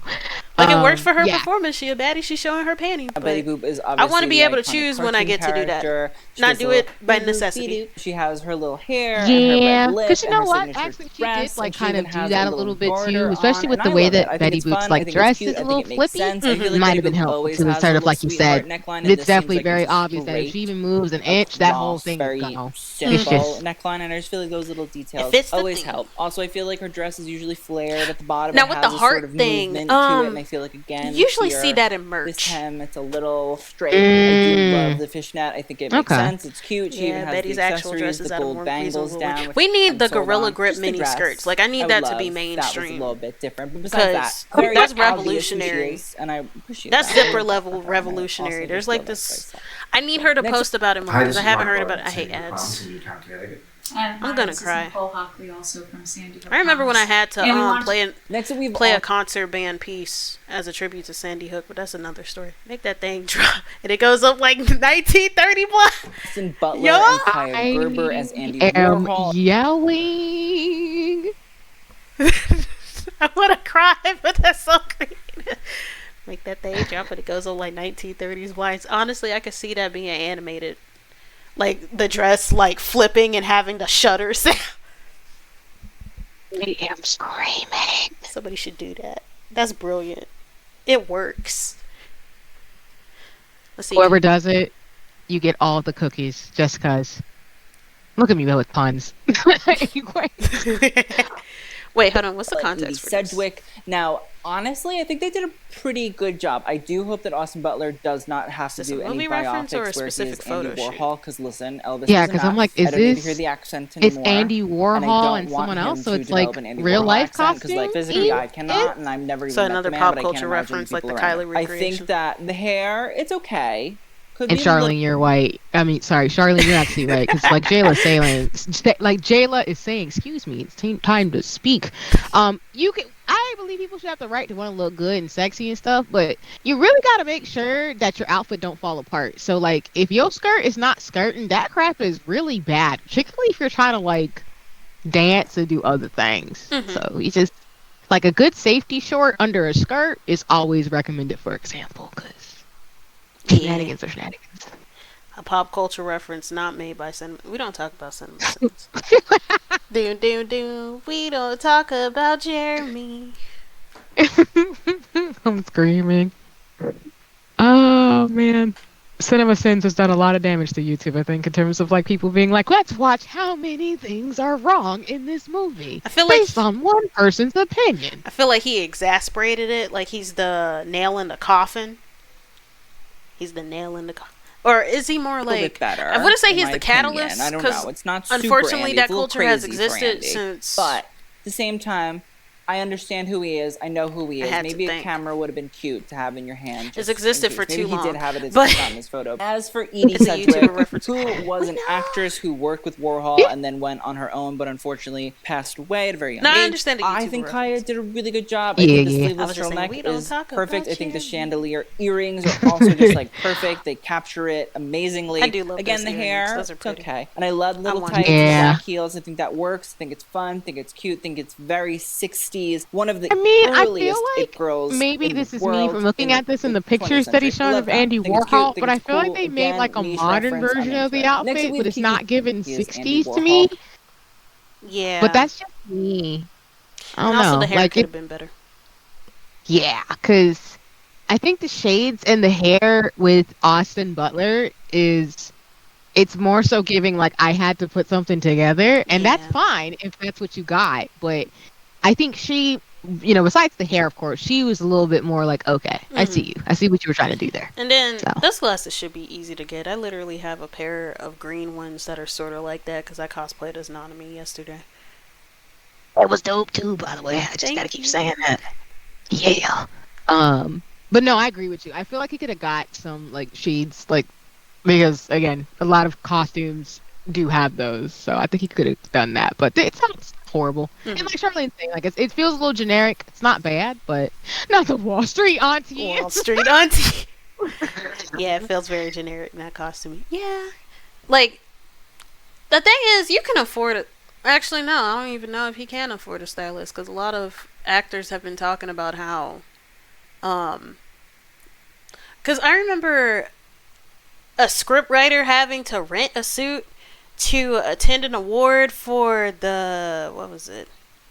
What's that one movie that everybody's been blowing up about like young adults working at a bakery or a sandwich shop or something? It features the actress from Bottoms. She's been in more than just Bottoms, but the most recent film she's been in is Bottoms. There's like this curly haired white dude who's probably like Netflix's white dude of the month, even though it's not on Netflix. I am screaming. I'm making Go so ahead, many go. different descriptions, but I can't quite put my name. What is it? The Bear? The Bear. One of the scriptwriters for The Bear had to rent a suit and stuff because he really is not making money from it, even though like it's a big ass show right now.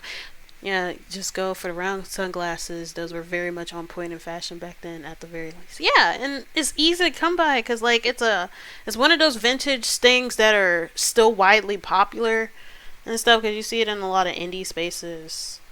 Because listen, Elvis was enough. You see I folks don't need with to hear the spiritual in accent their anymore. bio wearing And I don't like, want him to develop just an Andy like- Warhol accent because, like, physically I cannot. And there's I've never even that's met no the man, shade but I to can't them, but imagine like the people you know how around you him. can I tell think what that somebody the wears hair, by their it's bio. okay.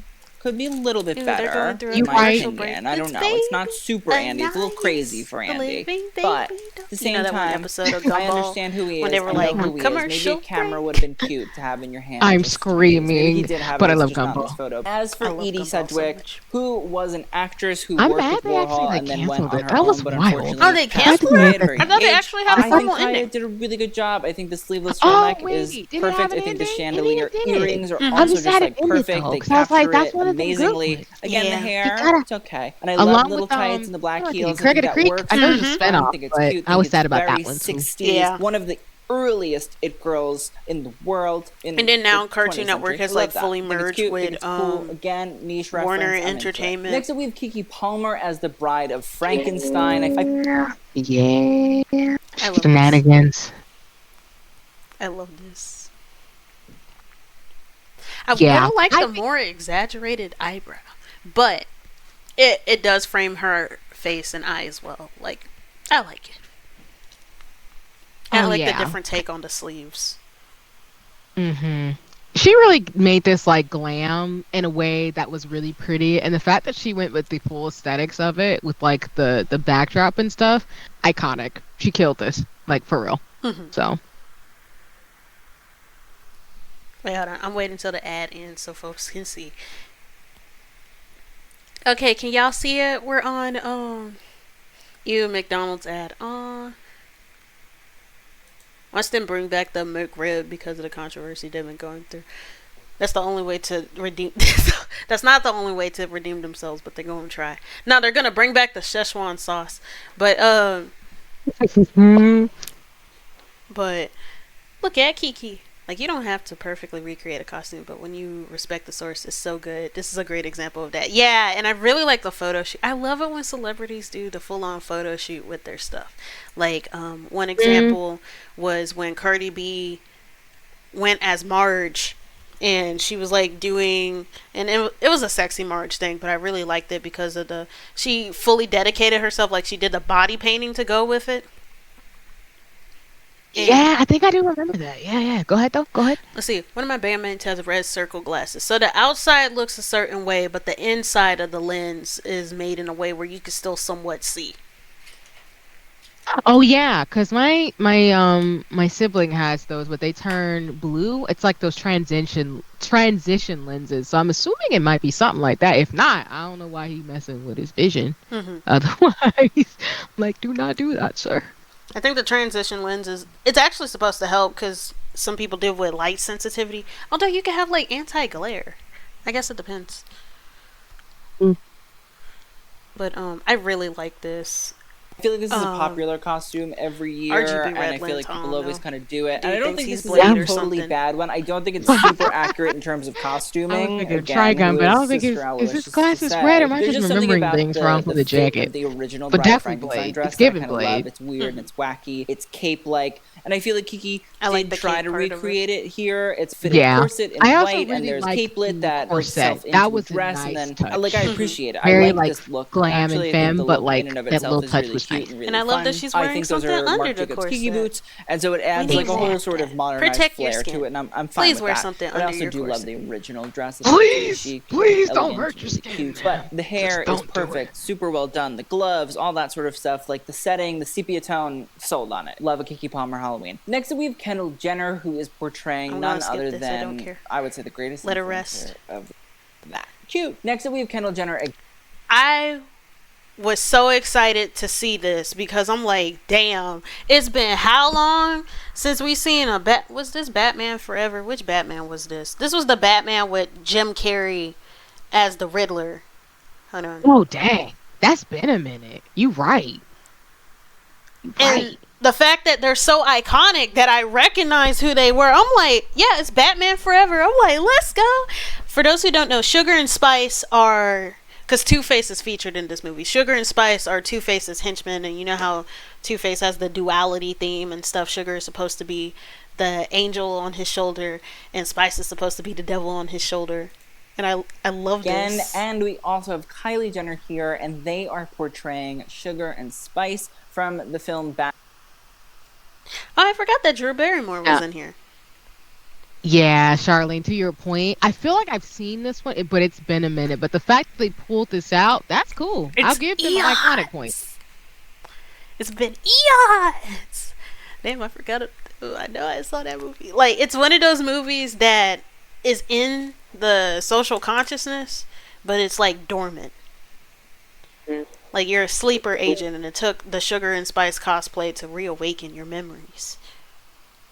Screaming. Batman Forever. No, I've never seen the Screaming film. movie. I've seen clips of it just again for referencing for this video, but I'm pretty positive that they are the hench women of Two-Face, who is one of the villains in Batman. And Sugar was played by Drew Barrymore, and Spice was played by Debbie Mazur. But I think that they actually did a pretty good job, to be very frank and fair. Kylie is wearing a one-piece. It's black leather. I feel like it's probably a reference to her new brand. And it seems to be a very Fever Dream good, movie, yes. very solid recreation of the I also original like movies bodysuit. like, and then Batman Kendall Jenner is Forever, wearing a Batman very and similar Robin, look to what you know, the Sugar one wears. with I mean, Uma down to Thurman the bodysuit with lace, as corseted Poison details in the Ivy front. You have and beautiful Arnold borders and the Schwarzenegger lace stockings as, and feather encrusted Mr. Freeze. shawl, duster coat. Like, it all Batman, makes sense. I think is I best think it's pretty good. I when mean, like the it gloves leans on into the Kylie camp, are really even great if a too. little Like you can bit. see the 'Cause, detail like, in them. The hair, a it grown all man makes dressing sense. up as a I bat to think they fight did crime, a that's pretty campy. solid job. Again, I can't really speak on it because I'm not super expert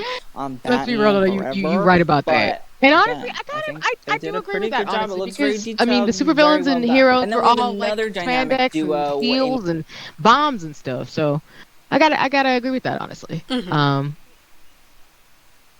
And I don't have any complaints in terms of their costumes. I think they did what they needed to do, so They did I have their no job. qualms. Yeah, So I feel like that's a big reason why Brave and the Bold works so well. Yes! Don't get me started on the Brave and the Bold. Shout out Mayhem on the Music Meister. Also, the alliterated insults that Batman would just dish out. Like when he called, I felt like I was watching the wrong show one time because I remember when he called Poison Ivy a herbaceous hussy, and I'm like, is that allowed? Because I was always told that that's a grown-up word. I'm like, is this allowed? And then especially that one episode, like with Brave and the Bold. Have you seen Batman Brave and the Bold, Cece? I actually haven't, but I've heard about it in terms of like. Now I gotta watch it. Now I gotta add it to my list. I'm gonna write it down. Hold on, I gotta write this down. Cause okay, with how the episodes go, cause it's an episodic format. What they would do is have a mini Batman the Brave and the Bold. The comic series is pretty much just Batman having different team ups with different heroes and stuff, and that actually helped me get to know other heroes aside from the Justice League Unlimited TV show. But how every episode would start, they would have a miniature team up, and then sometimes it would foreshadow the bigger team up, or it could just be random and unrelated. And what episode was the thing with Poison Ivy being the herbaceous hussy, and then he introduced Black Orchid? I can't remember what episode that went with. I think it was the Mask of Matches Malone. Matches Malone. Sometimes whenever Bruce would go undercover, he would go as this one alter ego called Matches Malone, which is this mobster identity and stuff. My favorite episodes of Batman the Brave and the Bold are The Mask of Matches Malone, that one episode where a superhero lost his powers and Aquaman was singing, "Who are you? Just the man or a Superman?" Pretty much if there's a song in there, I'm probably gonna like it. If Plastic Man is in there, I'm gonna like it. One of my favorite Plastic Man episodes with Brave and the Bold was when Batman got sick. And everybody was just like, Gotham still needs a Batman. So they literally stole his clothes. It was like the Teen Titans episode where everybody dressed up as Robin, where he went out to go training. I'm screaming. This sounds fun.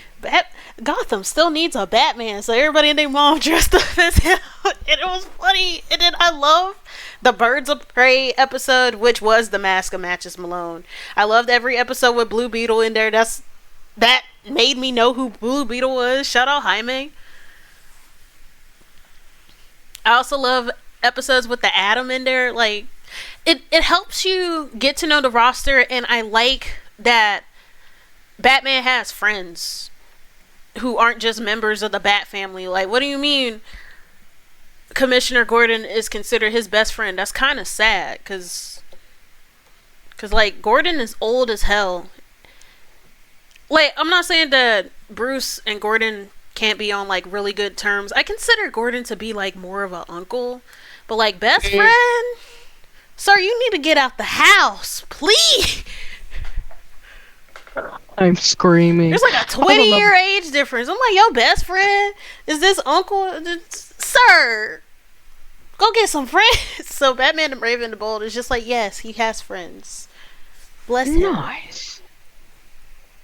Also loving the chat of like the comments too about the hammer of justice is unisex. I love that.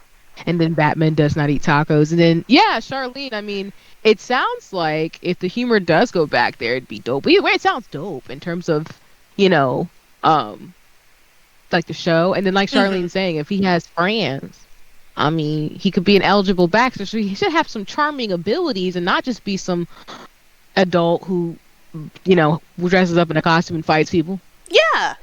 I'm just imagining Alfred dragging him out the cave like, sir, it's your daily socialization hour. Like, my headcanon with Bruce is that when he first gets started as Batman, he, like, neglects socialization because he's focused on the mission. But, like, as he gets used to it, he loosens up more because he kind of needs to. He needs a break.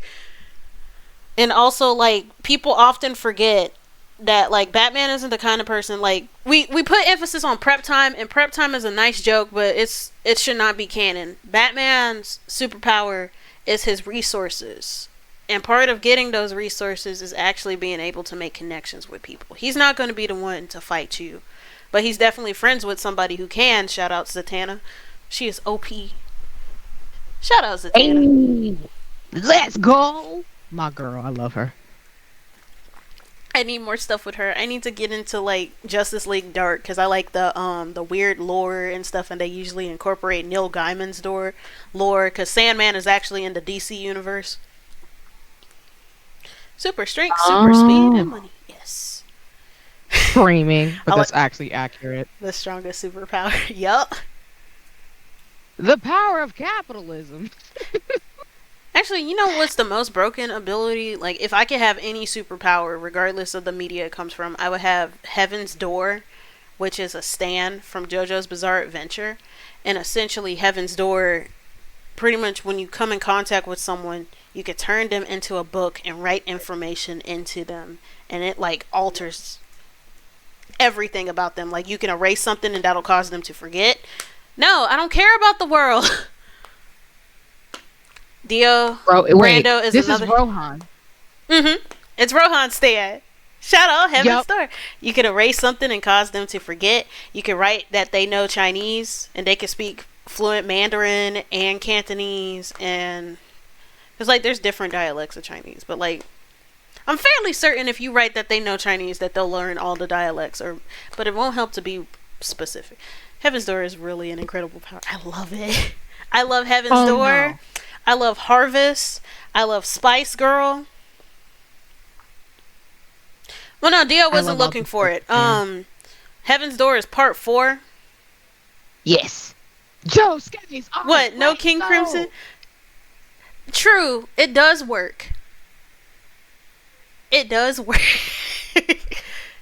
It's so sad because like Araki could have just simplified that explanation. He ain't gonna do that though, unfortunately. Because I'm like, what do you mean it could do all of that? Just say that it skips time. It's okay. Nah, he don't want to do all that. He's like, here, you're gonna get the most complicated explanation for this power, and we're gonna only make it work in this universe because it's JoJo. Because again, Rohan, Josuke, Giorno, all of them with their amazing powers, and it slowly being explained over the course of like 4 episodes, and you're just like, oh, okay. Yeah, it's crazy. Crazy Diamond is also hella strong. Yeah, honestly, to be honest, I wish that they kept the initial limitation because when it first got introduced, it can change the form, but it won't do it perfectly. But now it was just like unlimited heals, unlimited heals, unlimited heals. I'm like, let's go. But actually, I also like what's one that's really crazy. I like Sticky Fingers. Oh, nice, yeah. Also, I like how some of the all of the stands go with their users, but some are easier to spot. Like the Moody Blues, you know, it definitely goes with Abakio, not just because it looks like him, but because, you know, he used to be a cop, and it's pretty much an investigative stand. Or how Aerosmith is with Narancia, because Aerosmith wrote the song, Dude Looks Like a Lady, and Narancia looks like a lady.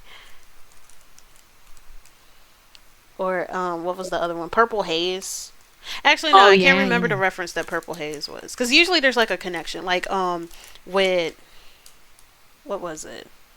What was Kira's stand again? Killer Queen, that's a good question. And with the guarantee to blow your mind. I hate it. I hate it so much. Shout out Shigechi. Oh, but actually say that though, because let's be honest here. Pour one out. Let's be real. Pour one out for the homie. Like, okay, he was an annoying kid, right?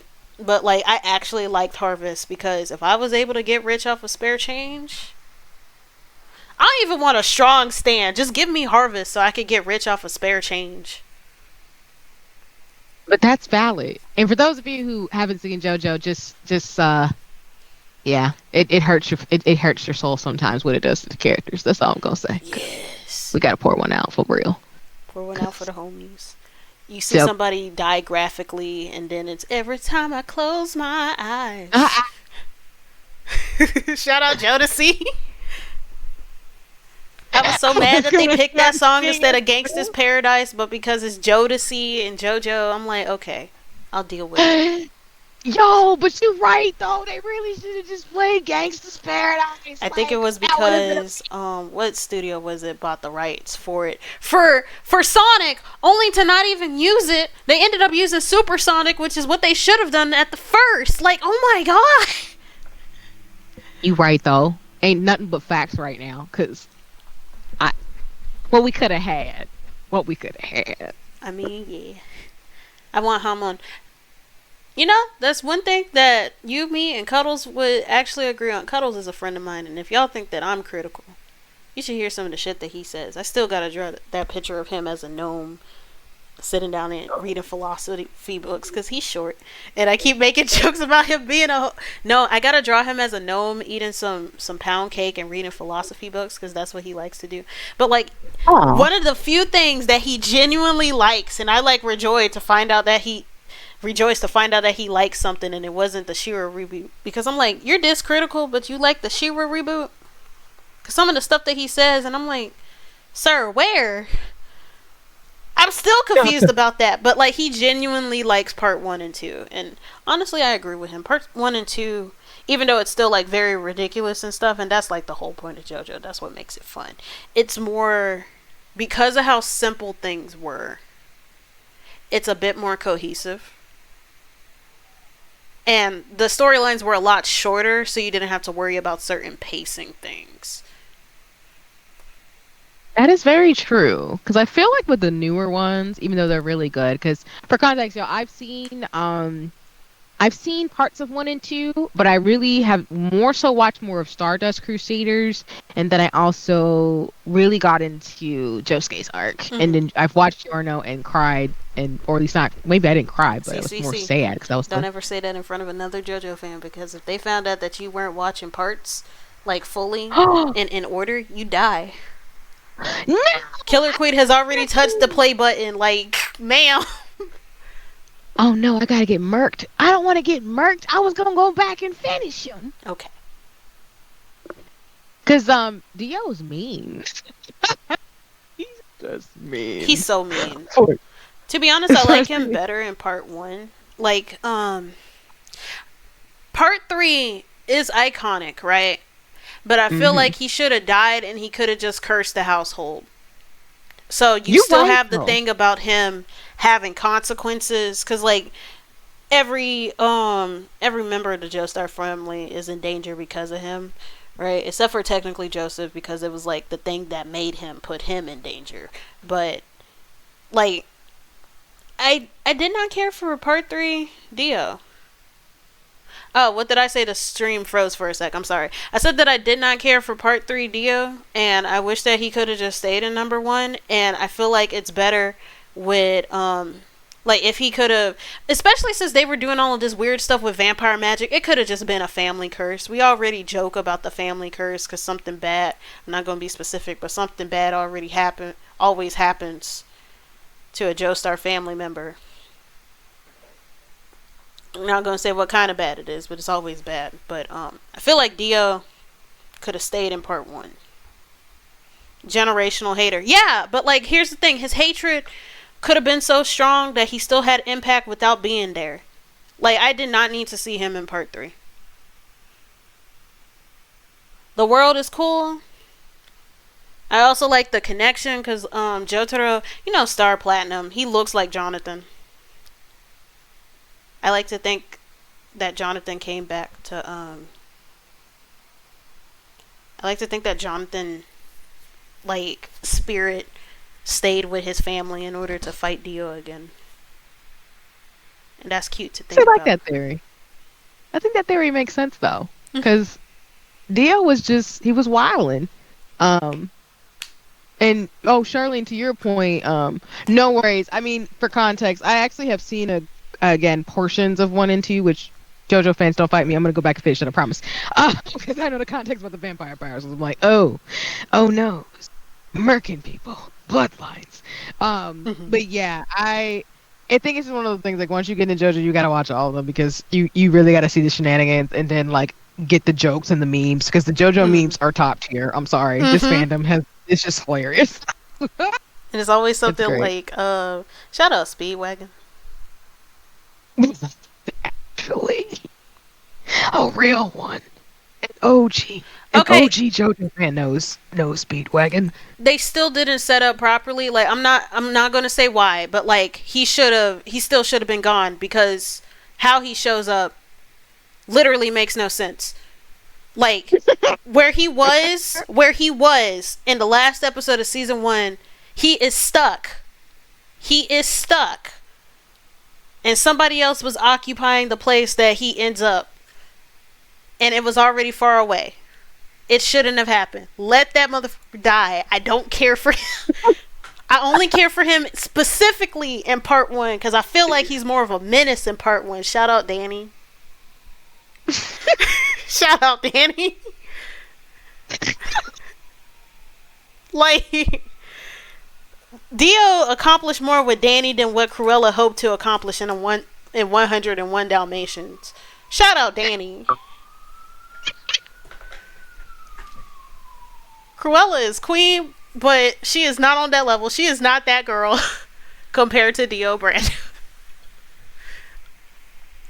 Oh my god, I almost cried because I'm like, Danny!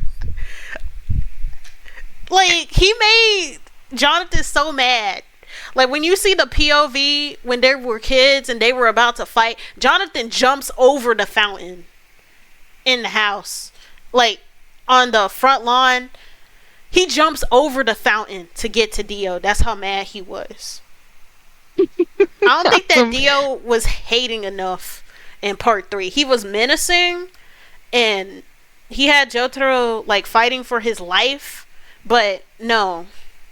Part 1 Dio is still better than part 3 Dio. I feel like they set up for that in part 3. And then they backpedaled. I think, honestly, there's a meme that Araki forgets, but then apparently he doesn't forget. He just feels like doing something different, and he just does not care for the consistency because he's going to do what he's going to do. And that's both respectable and repulsive. That's both respectable. Like, I respect it, but at the same time, sir, please.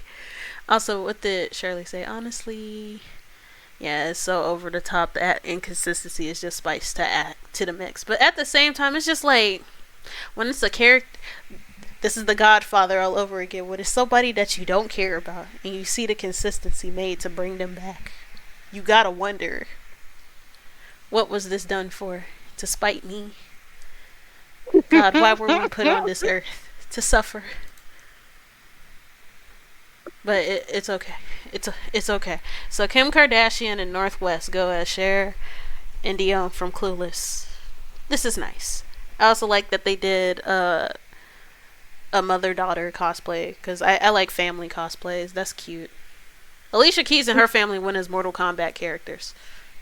Yeah, I saw that. That was super dope, especially with all the details and stuff. Mm-hmm. I could dig that. That was cute. Especially with the new Mortal Kombat game coming out. Is Mortal Kombat 1, where pretty much the timeline is reset, and this isn't a spoiler. This is in the trailer. Liu Kang is he's not the elder god, because there's like a specific set of elder gods, but he's like in charge of the timeline now. They changed a lot of stuff, like Sub-Zero, and I don't know where Hanzo is, because I haven't played the game. I've just been seeing stuff. Sub-Zero and Scorpion are brothers, and it's actually Bihan. Like, Bihan is Sub-Zero, and Scorpion is Kuai Liang. I don't know where Hanzo is. Let's see. Reptile is no longer a reptile.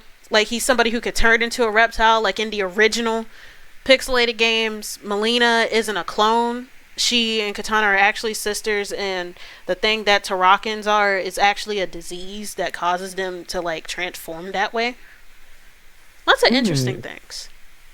Yeah, that sounds cool, especially with like some of the changes though. And it doesn't sound like they're too bad from what you're saying. Yeah, of things. Like, I like some of these changes because I'm like, this is different.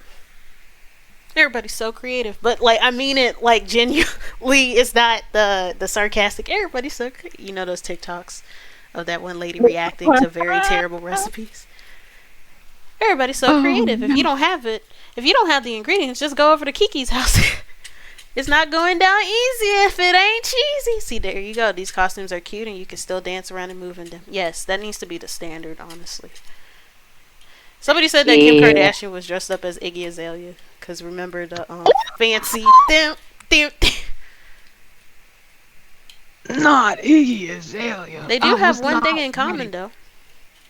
I'm not going to say what that is. It'd be too mean. But, Is that allowed? Is that allowed? No, but for those if you know, you know, you know. You know. First things first. There's this one song that I shared with Zivia. It was, can I say the song? I'm thinking about it because, like, the name is very explicit, but, like, it was pretty much a tribute to OnlyFans models, and it actually featured OnlyFans models in the music video, and there was, like, an Iggy Azalea's part, and I unironically felt that it was a good verse by Iggy because I liked the wordplay of it, but Zivia was not. Like, the song is very absurd. You gotta be in a specific mood for it because it's like a bitch track. I love it. I feel like it's bimbo core, honestly. I think Kim looks really, really because, like, good. the aesthetic was very pink. I think the blazer skirt set. It's like, you gotta be in a fantastic on her, specific the blonde mood to wig. listen to Yeah, that song. honestly, but, North is Dion. Fantastic. This child can do I like the wrong. wordplay I am of it. obsessed It with was her. funny. She's a star. She's a fashion like, I hold it girly. in a She similar gets it. regard to the mean, song hat with the is amazing. GTIRL. The jacket is great. You The know that. pose I'm is that girl wonderful. because The it's so bag, simple, it's just, but it's also really a little well bit done. I think ridiculous. it's cute that they're doing a little costume together. Love it. Nah, I totally get what you mean by that. Kardashian That makes as sense. Kim Kardashian. Her This costume is so shady, and I love it because Kim deserves it. The reason why I say that the reason why I say that it's shady, this specific costume, I can't remember what photo shoot that Kim had, but pretty much she said that this was like the lowest point of her life, like where she felt most vulnerable and stuff.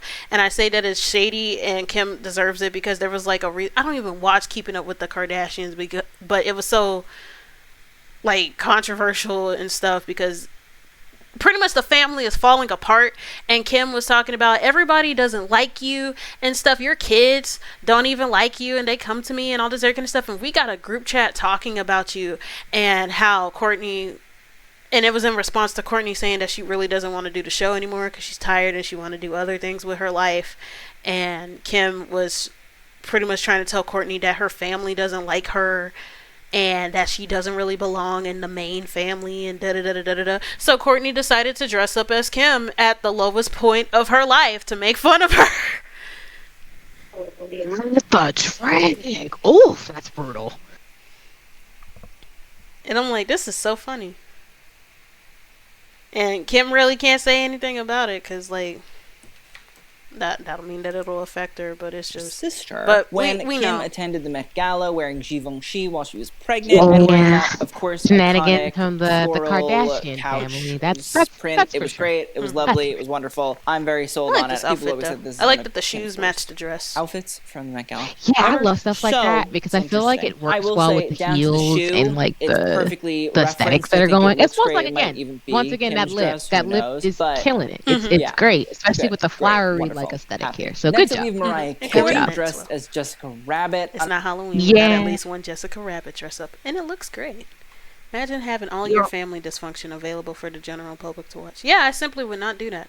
But I feel like with them it works because the devil works hard, but Kris Jenner works harder. Like, I might have to leave. It's been great, y'all, but you know. Oh my God. wait, was it me? Just the on the nose of like, oh dang, just you know, hard working for shenanigans. Because yeah, I think that's kind of the expectation people have, honestly, with the Kardashians is just dysfunction and shenanigan. Which I'm not gonna tell people how to feel about that, but it's just not great. Of course, in terms of like social science, there is an effect where, unfortunately, with the craze of BBLs and the curvy body, Kim Kardashian effect is real. So that's a thing, unfortunately, now. So Kris Jenner is the mastermind behind it all. Everyone else thinks they're the stars, but no, Kris is behind everything. Yeah, you know those memes about would you rather get a bunch of money or sit at the table with Jay-Z because he'd give you advice? I'd rather give advice from Kris because, like, I remember when she was giving commentary on on Kim's tape, and she was just like, as a mother, I wanted to kill her, but as her manager, and I'm like, see, this is wild. That's wild. But, you know, I think that was for the best, because you know how usually whenever women have their stuff leaked like that, they get dragged through the mud and they're not able to do anything, but that actually helped boost Kim and stuff. Like, not the leaking itself, but how Chris managed to turn it around and make a spectacle of it while elevating their family into a higher position. Like, it's still a garbage situation to be in, and I hate that she saw it as an opportunity to profit off of, but I feel like now Kim is, even though her tape is still something that's memorable and whatnot, she's remembered for a lot of other things because of Chris's work. It's one of those, this is very gross, but I respect the craft at the same time because it genuinely works. It's like Stan Edgar in The Boys. Like, that dude is terrible. Like, why? Where's the entertainment? Wait, hold on. I don't get shows like that, to be honest. It's literally just so people could feel better about not being just as dysfunctional. And it's also like celebrity worship. We put rich people on a pedestal. So, and their lives are under microscopes. And because they're willing to divulge that, then you feel like you're getting some secret knowledge, even though part of it is a bit of a performance. Part of it is. But a lot of it is like oh, what? No, go ahead. A lot of it is, I watched this to feel better about my life not being this dysfunctional. But what were you going to say, C? No, you nailed it on the head. That's really what it is. It comes down to the psychology of it, where it's like celebrity worship and culture. And like you're saying, like, people like to see drama, but they don't want to be in the drama. Mm-hmm. So that's really what it is. I'm not a fan of it myself.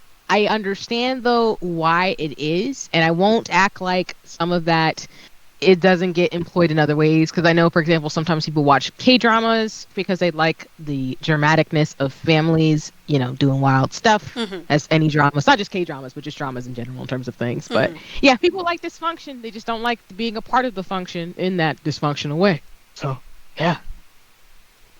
Also, I genuinely like Real Housewives. Specifically, I think it was Atlanta with Nene Leakes, because Nene is just funny. Like, I like her banter. I can respect it. Yeah, I mean, some of them genuinely on the shows are interesting as people. Not to say like I'm dehumanizing anybody, of course. People can watch whatever they want to watch if they choose to. But I get what you mean in that some folks are a bit more iconic in terms of like their presence on these types of shows, versus sometimes people watch it in the way they've watched like shows like Jerry Springer, where it's like they just watch it not really thinking about it, and they're just like, all right, this is dysfunctional and my brain is being amused right now. Also, Zivia, if you know, then why'd you ask? Like, you say you didn't understand, but you said that you know. Like, it's just not for you. It's okay. But if you know, then you don't have to ask. What's that one quote from Angelica from Rugrats?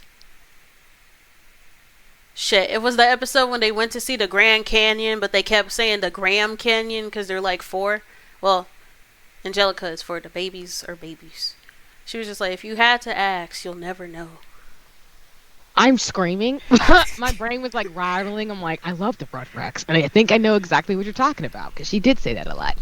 And yeah, Charlene, like you're saying, yeah, I think, I mean, not to go on a tangent in terms of like celebrity culture, but I do think to be a celebrity, you do have to go through a process of dehumanization, in the sense of like, you are being idolized as not a person because you're far removed from the average person. So because of that, people who become celebrities can often become dehumanizing by accident. That was literally the whole subplot of Squid Game, which is what people miss nuance-wise. I feel like sometimes. But I also think, too, that us as people can dehumanize people because we are kind of positioned in society, even though that's not, to me, an innate thing to, you know, say, oh, this person's better than me because they have money or they're pretty and that type of stuff. It's like, no, that's a part of the idolization process and dehumanization, which I do not recommend anybody get into, because it's not good. It's not good for you or the person who you're idolizing or watching, because that's why I think at the end of the day, there are some nefarious humans, or AP things, but I think at the end of the day, people watch the dysfunction when it's like we're all capable, if we're not capable, to be dehumanizing of people. Some more than others, more than likely because of isms. But yeah, it's kind of a thing. So I won't go down my tangent in terms of psychology, but it's really fascinating what analyzing celebrity culture, because you can kind of see it, especially on good old X. Because oh god. It's wild. Yeah, just the bait posts are just like ridiculous, and it's just like no human. I mean, some humans think this way, but no human's going to say that without knowing they're going to set the internet on fire. So it's intentional bait. Now I'm like, yeah. Yep. Let's see. So this is Mariah Carey as Jessica Rabbit. I really don't think I can say anything bad about Mariah Carey. I really just don't feel like that's a thing I can do. Yeah. Not that I was going to say bad about anybody, of course, but I think she just ate this because Mariah Carey's just really like that glam girl. I know folks are like, Christmas shenanigans, but Yeah. I don't know. She's always got that natural glam thing. So even though it's simple and to the point, like, Okay, she did go that. get your food. But yeah, she did, and it works great with her skin. Also, I like the way that she modified the hair, because of course this is a cartoon, so you gotta sometimes add additional details and stuff. I like the additional detailing. I would have liked to see some padding though for a more exaggerated shape, but this is still solid. True. I can see what you mean by that as well. It's like I do like the detail that she added in terms of the sparkle and like the corset design on the dress. That was really pretty. But I agree with you. I think I appreciate when like Jessica Rabbit folks, cosplayers, I'll say in this moment, essentially when they do have those exaggerations, because we all know she, you can do it in a way that's like cartoony if you choose. But I think she did it more like a classic glam way, which I can't be mad because, like you said, it goes really great with her skin tone and the hair is really pretty, and she looks good. Yeah, so, can't be mad about that. Shirley also said, "I think this is a good way to do Jessica Rabbit without going cartoony, but it's fun to see cartoony as well." Yeah, this is still iconic, and it keeps the main components to be recognizable, and it looks very clean and polished. I love this face that I just paused. It's like, oh honestly, like Mariah, she has it. I mean, the hair is beautiful. I love it. The lip is fantastic. The eyeshadow is major. And then the dress, I really love the really big lashes. The glitter, I think that like the way they sort of push out. Yeah. I love that. Is major. And then the dress, I think down little to the details. glitter, I think I love that little details it could like be that. a little bit more cinched in. And listen, it's a Jessica Rabbit costume, so I don't want to hear it from anybody. It could always be a little bit more cinched in, just because we want it that way. The slit makes total sense. I think it's perfect. I think it's high. I think it's lovely. Gloves, they're okay. Could be better, but they're okay. I'll take them. Overall, yeah, she looks great. Very happy. Very content. Next up, we had Megan Fox as Gogo Yubari and Machine Gun Kelly as... This is another example of things that we need to be free from, which is this relationship, number one, and number two. Don't get me started on Megan Fox, because she's in the Screen Actors Guild, and they told actors to not do stuff from Struck Work, because I can't remember who produced this. I think it was like Warner Bros. Who produced Kill Bill? I'm searching it up right now. No, I know it's Struck, but I can't remember. Not the SZA song.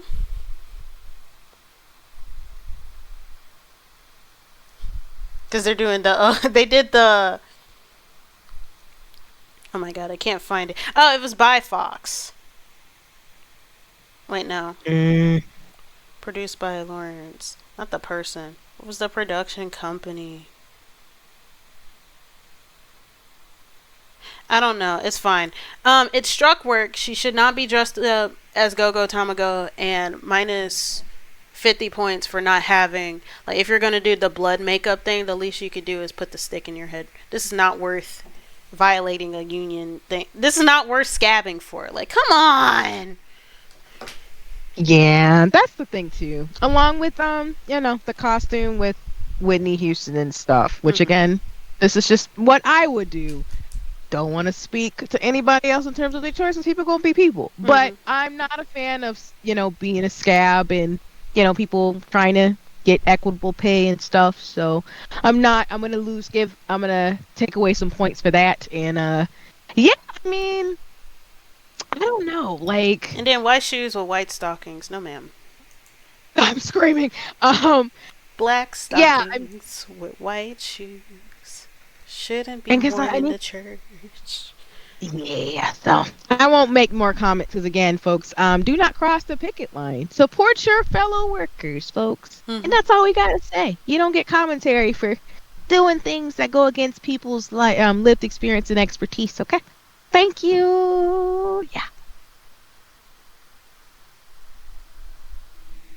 Black stocking. Now all I can think about is it was so funny because I already knew of that song by Ricky Okay. Smiley Next up because we he have would play as this one character with church parodies and stuff, and it was like so and so in the Deuteronomies because it was making fun of if anybody's been in a black church, there's like sometimes there's a men's choir and they'll do like a men's quartet and stuff, and it was like a parody of that, and it would be black stockings with white shoes shouldn't be worn in the church. And then Kennedy Davenport, who's a drag race veteran, ended up making a reference with that for one of the All Star seasons when she was doing commentary on one of the runway looks. So it got stuck in my head again, and now it's just ingrained in my spirit. I love the ingrained in my spirit though. Nice. Cause black stocking with white shoes, it just doesn't look right unless you're like an Irish person doing river dancing. I am screaming. Shout out to the river dancers of the world. No, I think it's like a clash thing too. I feel like it just clashes on top of itself, and it's just kind of obnoxious when you look at it too much. Like it's just hard on the eyes, like Yeah, white on white. like why would you do that? We should watch that video after we finish this one. Cause like it's so iconic. Megan the Screaming. Stallion, and she is dressed up as one of the singing flowers from Alice in Wonderland. Love it. Perfect niche reference. Exactly what I need. Exactly what I want. The costume is I love the detailing. This Yeah, costume is she ate actually this. cool. This is how you do a costume that may be sexy, but is actually very much about the costume. Yes, because like the way that the seams are done to not only show Vine snaking up, but it also accentuates her form well. I like the body painting and stuff with the gradation. Just it's so pretty. Yeah, she ate this. I ain't got nothing else to say besides she ate this. Yeah. And I fully agree. beautiful. Look at it. It's beautiful. It's stunning. Like the rose headpiece, the bodysuit that is You can learn fully, a lot of fully things from going the there and flowers. giving you stem, leaf, foliage, And all of especially that. in The the month face of makeup that goes down into sort of the cleavage area. Like you can learn a lot of things from the flowers, know and all I'm the hoping words that to that the song, becomes a except Megan for Thee Golden Stallion song Afternoon. remix. Okay, especially in the month of I June. like it, though. Because Especially in the on the month same of vibe, and it's gonna get even more on the same vibe in about 2 seconds. Megan Thee Stallion is Death the Kid from Soul Eater. I love is this. Taking me out. Like back to back. I love this. Yeah. I listen. Like the reason why I love Meg Thee Stallion, and this is for anybody who's a hottie. I don't claim hottie, but I love Meg Thee Stallion, and I've been a fan since her Houston cipher because that's just me. I've said this on the streams before. The way that she not only made it fit to her, like I love when people make stuff work for their aesthetic, Mhm. but the fact that she like did it so well with like the mullet and such, and then just made the suit very like it's still sexy, but like in a I'm an anime fan type of way. And I don't know if that makes any sense, but I love when fans own it and make it their own. And you can't see it in this, but the way she did her nails too, I was like, girl, that is, oh, you ate this up. But I love Soul Eater. Soul Eater soundtrack is amazing, so I'm biased. I really love But the OP for it. And yes, I also like how she's improved a lot because we've seen previous anime cosplayers like Murako. She did Todoroki. I like that she went with a shorter hairstyle, and I love the way that it frames her face. Is like a cute little mullet. Yeah, and yes, Charlene, she knows. Like Meg is one of them like covert like folks who just know how to dress, and like Jayla's saying, like the way she's improved her costumes over the years is really dope to see. I love people even you don't have to change up your costume, but if you build on a design, that's super dope too. Because I can respect that. Like, but now she ate. Like she eats. Because like actually no, let me remember. Anime. She eats almost every time. Like, there was one time when perfect. she dressed I mean, up as Sailor Moon. Is ridiculous. I'm laughing so hard. I need to fire somebody on her team. It's so good, and then B on top of it. It was actually when like, she did a Japan performance and she went as Sailor Moon. But the thing I don't know. is, She's just funny. She makes me laugh. Jesus, Mary. You have to have the accessories for people to know that it's Sailor Moon. Because Sailor Moon costume is just a modified middle school uniform. We see each other. The suit is fantastic. I love like, the shirt. Even the little sort of you can't just have your hair in pigtails, especially if they're not blonde pigtails, and just wear that. The shoes, it's not great. Work. I love it. I like, just can't with the pose and the wig. Wear It's the making gloves. me laugh. Do something. I love her. Next up, we have Paris Hilton, who is none other than Britney Spears. You right. Britney Spears, especially that specific flight attendant outfit. You will always be famous. Yeah, this outfit's iconic. I feel like every person who's seen Britney, and Britney is awesome. This is immediate, like, instant recognizable pop culture icon. That's just it. So the fact that she pulled this, I gotta give her props. I ain't mad at all. It's a nice recreation. Also, I wonder, I'm fairly certain, did the Fifth Element make a reference to this outfit, or was this outfit a reference to the Fifth Element? Because I know that they came out around the same time. Oh, you're right. That's a good question. Huh. Because I always keep thinking,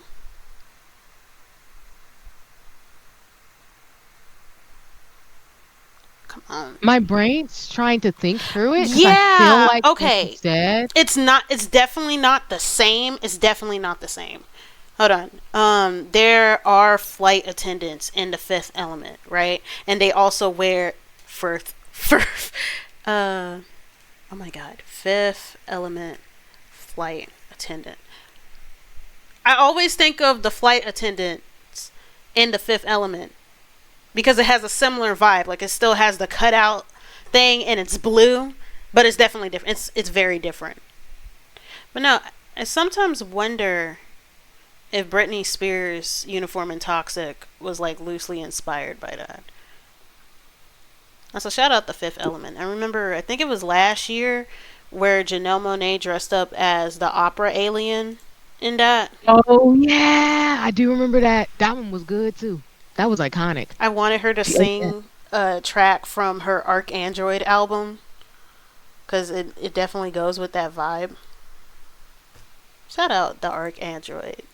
That's probably my favorite iconic Toxic album music video where she's this futuristic air hostess and then, yeah, stewardess. Charlene, like you're It's saying, amazing. I similar, think but not Paris the did a same. great It's job with given, costume. like, I think Eiffel that 65, the shoulders Y2K are era, amazing. for sure. I love the It's cutout in the definitely center. giving that I love era. the hat. So. Like, I love it. I think it's great. I think it totally works. Also, like, she's showing up and showing out for her friend Brittany, which we love. Shout out Brittany's book. We love. Next up, we have Quinn Blackwell, who is none other than Grace Jones. I love this. Now, this honestly is an amazing reference. Like, it's so niche. It's so funny. I love it. This is a photo shoot that was done by Grace Jones with Jean-Paul Goude, Candy the photographer, Muse. who Please was take not note. only her collaborator, but also the person that she Fairly certain actually it was was Candy pregnant Muse who with. did a Because this was a recreation of this maternity on, shoot. That's what this there was image is from. It's from a maternity in the previous shoot season of Grace Drag Jones. Race The original All-Stars, Grace Jones costume was made out one of the themes was all a night of cardboard 1,000 sheets, and Grace so the same thing was Joneses, so done everybody here had to for do the their shoot. own, like, The hat take with on the some of her exclamation famous point. look, and I It's think so it was Candy good. Muse It's who so did it, funny. but, I like, think the makeup is fantastic. Even the dress, as much as I the like Candy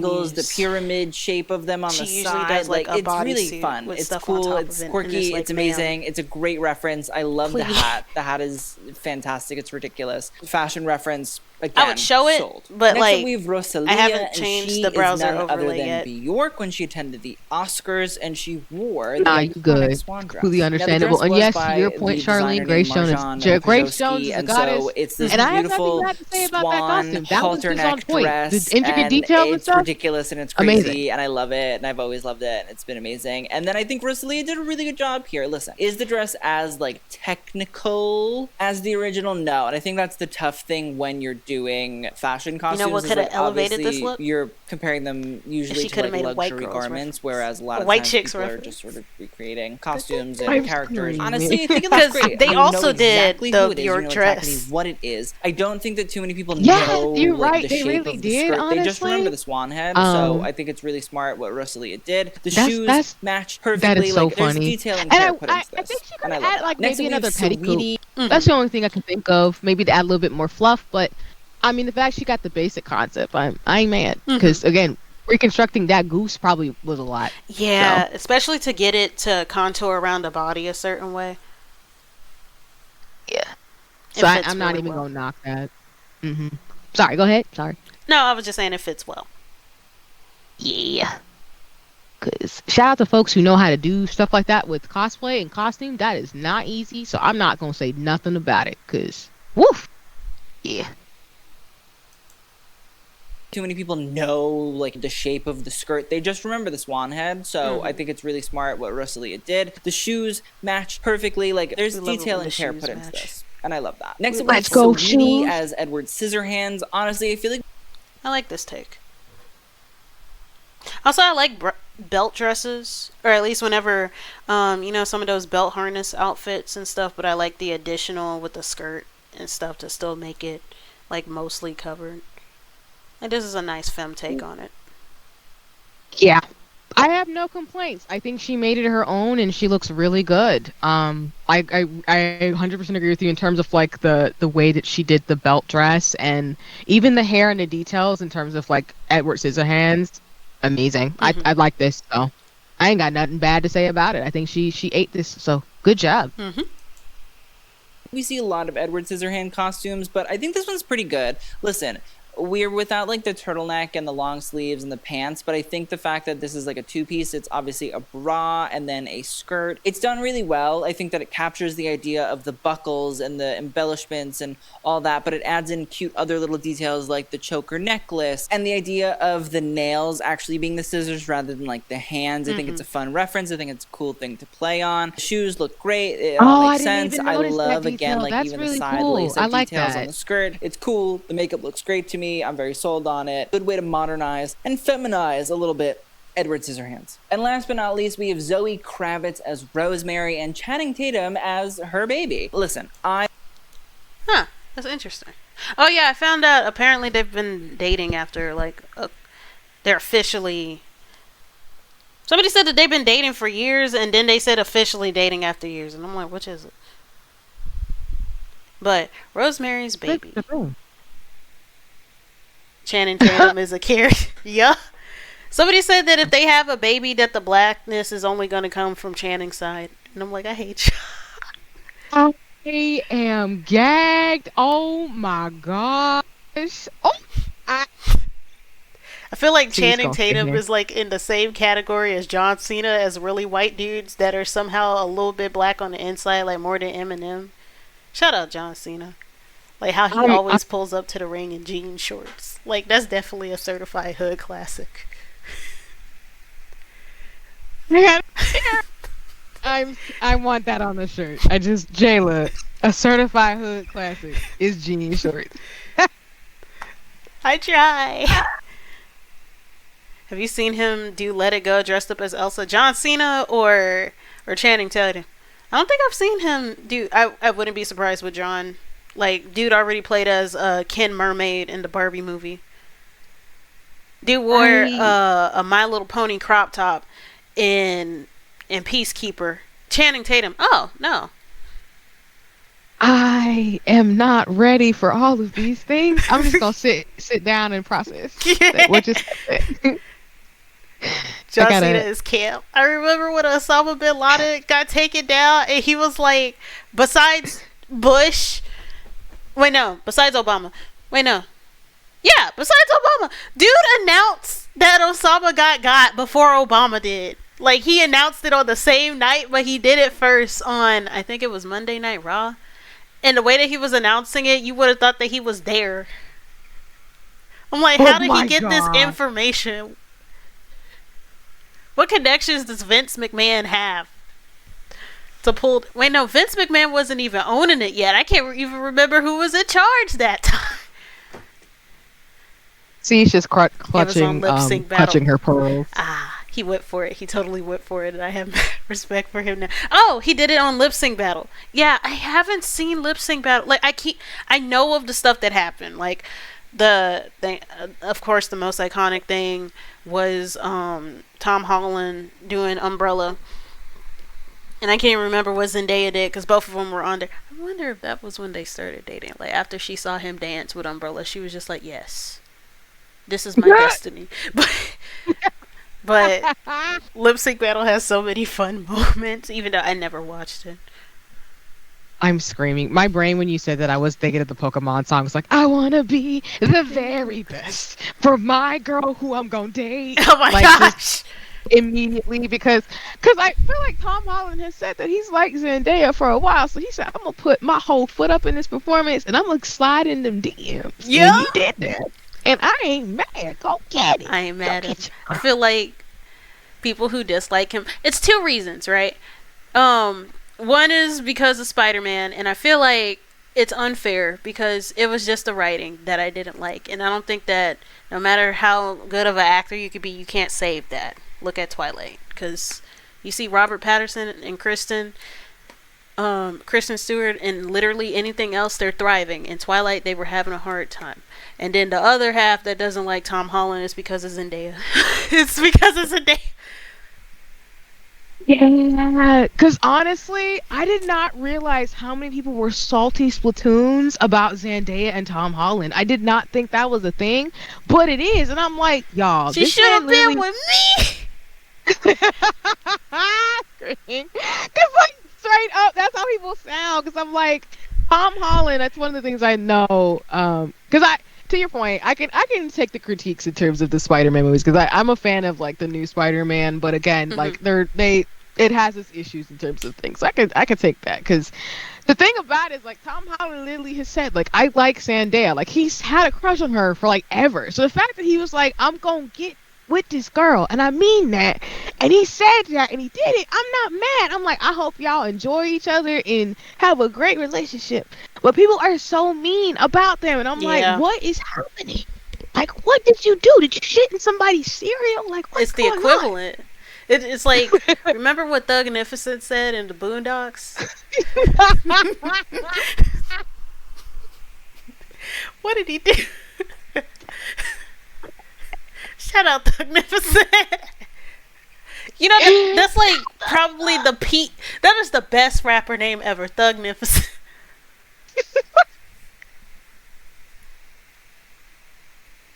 Like, if that's not copyrighted, I want somebody who actually has bars to take it, because it wouldn't be right if they didn't have any bars. But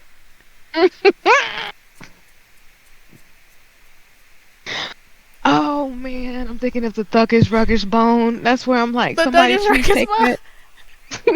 Like, please take that. Please, for the culture, for the community. Do it, please. Help me. the worst part about that clip was, like, he was so serious and contemplative when he asked that. Like, he was. No ad. Oh, Sylvia just came back. The ad is almost done. Well, not almost. It's about halfway. It'll get there. It'll get there. Let's see. I think they just don't fit their limited idea of what a celebrity couple looks like, and that's why they don't like them together. I don't even think it's that. I think that folks are genuinely mad that they didn't get with her. Cause, like, honestly, even though they're well in their 20s, they look like typical teen heartthrob relationships. Like, their vibes give very much that.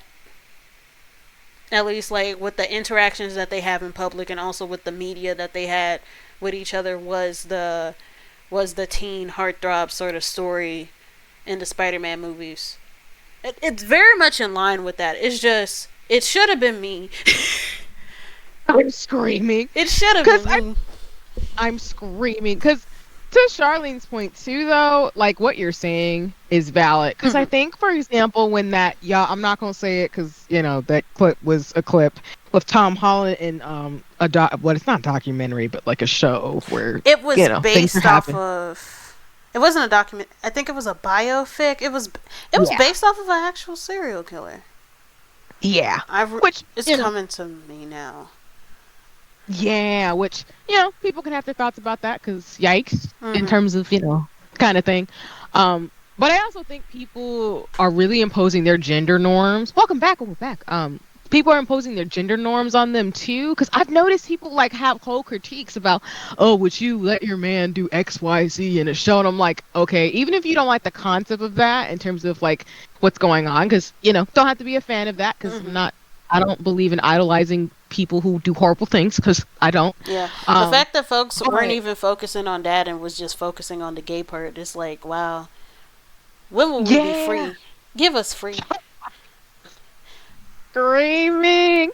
I also sometimes dislike the way people talk about their relationship. Like, Zendaya is taller than Tom, and then she's a black woman, and they're always like, oh, she's the one who wears the strap and stuff. And it's just like, can y'all please stop talking about big women and black women like that? We're talking about that one clip that was going around of Tom Holland getting back shots, and it's a clip from a movie where he was playing as a serial killer, but nobody ever mentioned the serial killer part because they were focusing on making gay jokes. But and we're just talking about how we'll never be free because of the lack of priorities. Give us free.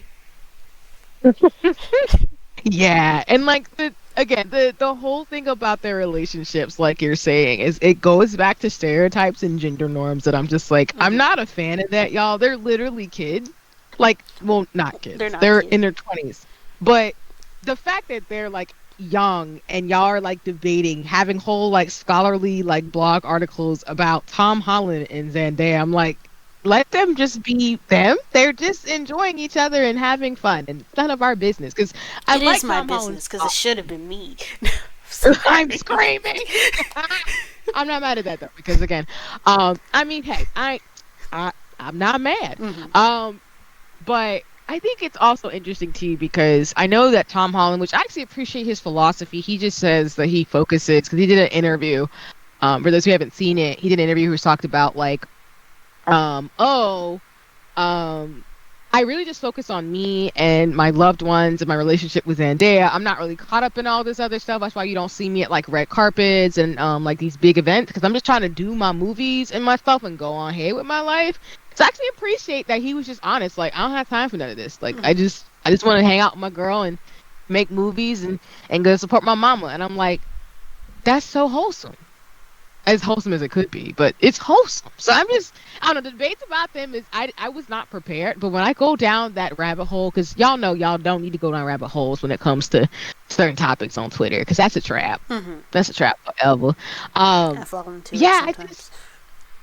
But actually by default, where you're like, I just want to know what people are thinking, and you go down and you're like, oh, dog, we went down this route, and now we're exposed to this knowledge, and my brain has encoded this. And I am sad. I mean, I dated a guy for a time who was 4 inches shorter than me. Whatever, Yeah, whatever.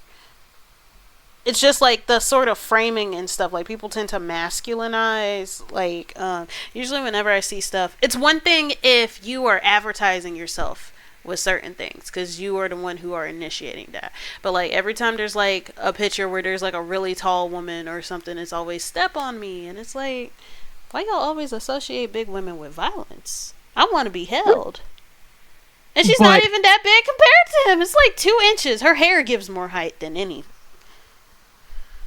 Yeah, you right about that too. That's actually a thing too that's really crappy, because I mean, I'm petite, so I mean, I know I'm privileged in that way to some degree, where it's mainly weird things around, like doing weird things to tiny people, and I'm not a fan of that at all. Let me just say that first and foremost. I said that weird. It's mutual, right? Okay, so with Lady Demetress, that's okay because she's literally what's the word? She's a tyrant character. That's fine. Like, her whole theming and stuff is based around that. That's fine. I'm talking about seeing a really tall, and I'm being specific when it comes to tall women, because of course tall dudes, they don't, the whole idea of like dominance and like violence being treated as a sexy thing around them, that's still weird, but it's like more normal because of like the culture of violence and masculinity and stuff. When it comes to a tall woman, there's like those sort of harsh flirting things, and it's always like I want her to crush me and stuff, and it's just a woman who's just tall, and it's like I've dealt with situations. I'm not even tall, because like I'm 5'7", and that's taller than average, but like when you're the tallest one in the friend group and referred to it as that, you know, it's that thing of singling out, and that's where it gets weird. I hate that. I'm so sorry. That's annoying. That's not cool. Yeah. At all. Like, I haven't dealt with it, but I've also been around other tall girls who have talked about it, because like I've been the tallest, and like the thing that I've dealt with, it's like, oh, we never have to worry about being in danger and stuff, because Jayla will fight for us, and I'm like, no, the hell I won't. Because you made that assumption. I'm not. Don't volunteer me to do things. Don't volunteer me to do things. We either jump them or we're all gonna leave, but don't expect me to protect you when we're all grown, please and thank you. Yeah, I know, Zivia, you're purse size. You'll be fine. She was just like, I literally can't get a man shorter. Actually, no. How short is Cuddles? I know you don't like Cuddles like that. They are natural enemies. It's like cats and dogs, and I'll just sit in the middle like, this is fine. Cuddles is a mutual of ours, and he's my gnome friend. Like, I keep making jokes about him being a gnome. He's around my height, yeah. And he's just, y'all think the shit that I say about media is a certain way? Cuddles? We have this whole thing called the Cuddles opinion, because I can't describe it, but he's probably gonna say something that makes you mad or like really confused. And I feel like it's because of his origin story. He grew up around hoteps, and he was only allowed to watch videos on like DVDs, and he watched like the same stuff repetitively, and then he apparently realized how a lot of stuff operates in the same pattern, and now he can't be happy about things. He's usually happy watching foreign media, though. He's okay. Okay. He's got something, you know. He's got but something. That's real. I appreciate the lore. One of these days, I'm going to invite Cuddles onto a stream so I can stop talking about him on stream. He already knows my opinion about him. Like, here's my thing. I'm not going to talk about somebody behind their back. Whatever I say while you're gone, I've already said it to your face, so you already know. And he literally does not care, because I've told him about it. But one of these days, I'll just go bring him on stream, and we're just going to talk about things. It's going to be fun. Hated talking media with him with a bitch on 1,000 sides. As long as it's not a media stream. I'm screaming. Watch me make it a media stream. Shirley, I feel this. Most of my friends were Asian growing up, so I was always a few inches taller than... Yeah, it's not delivery. It's the struggle. As long as it's not a media stream, I'm going to make it a media stream. She's not going to show up. Rosemary's Baby. I think it's a great movie. It's fantastic. And but then, okay, actually, no. Did a decent job. You laugh, but here. I'm dead ass. Okay, but what if we actually watch something that Cuddles actually likes? Because I'm starting to find out what he likes to watch. The essence like, he liked the original Little Shop of Horrors. The iconic Rosemary wears in the film. It's so Mia Farrow. That was a good one. Obviously, we actually found something sort of in night common. Dress that Mia Farrow wears in the film isn't accurately portrayed here. It seems to be a little bit different. It could be washed out because of the lighting of the photo, but I feel like it's kind of pink more than it is the blue. I like a little bit more accurate than not accurate, but I think the hair works. I think the knife is good. This is also you know like who different it is. conversations about height. Folks really just gotta ask folks about stuff instead of making assumptions. Because it'd be mad weird I love. I think people it's be funny. like, "Oh, you do this." I'm like, into the whole idea. It feels like a real couple's costume. That I think a lot of the time in celebrity costumes you don't really get. Usually, it's much more like heightened luxury. which You is know, great. And I I'm love not it. gonna I'm happy say to what see it, but at every the same time, I person think likes, this feels a but little bit more you know, realistic like you said, to some like people just what want to normal be people cuddled. They wear. don't want So to I'm crush happy we have it nobody. as well. Like, So go that find is the somebody. end of our 2023 Leave people Halloween alone. Yeah. celebrity fashion review. I love Maybe, doing it. 'cause I even think that it's is fun. iffy I think 'cause it's it's great. new Let's stuff. talk It's about not niche, best. I don't even know if I want to talk about worst. Like, I I don't don't think any mind of these like indie, but we horrible. don't There's even nobody see I eye to eye on hated. media. Maybe We Machine Gun Kelly. shared That's like worse. SU. Absolutely. Yeah. Because I don't like him as a person. It's just like I don't know. It An seems example little of a lazy. conversation As for best, that folks definitely Quinn won't like Blackwell is as like Grace Jones. Loved. discourse Fantastic. about Oh, Benny Drama as Kylie in the Scaparelli. about I representation love in Rosalie media. as Bjork. And the thing Megan about Thee cuddles, Stallion, when I say the both cuddle Death the Kid opinion, and it the is Singing like Flowers. I love. it's absurd. So that is the end. Like an example, and see, you know that you know when you're in a video game and there's an alert and you hear like a "dit" and there's a exclamation point, there's automatically a red alert because the conversation is around representation in media. But when it comes to Cuddle's opinion specifically, it's not what you think it is. Okay, that makes sense. I appreciate the imagery too. That helps me understand. Yeah. Like Yeah. it's an unlikable opinion, but it's a opinion that nobody likes, and it's just like, how do you achieve this? It's like, where did you get this and why?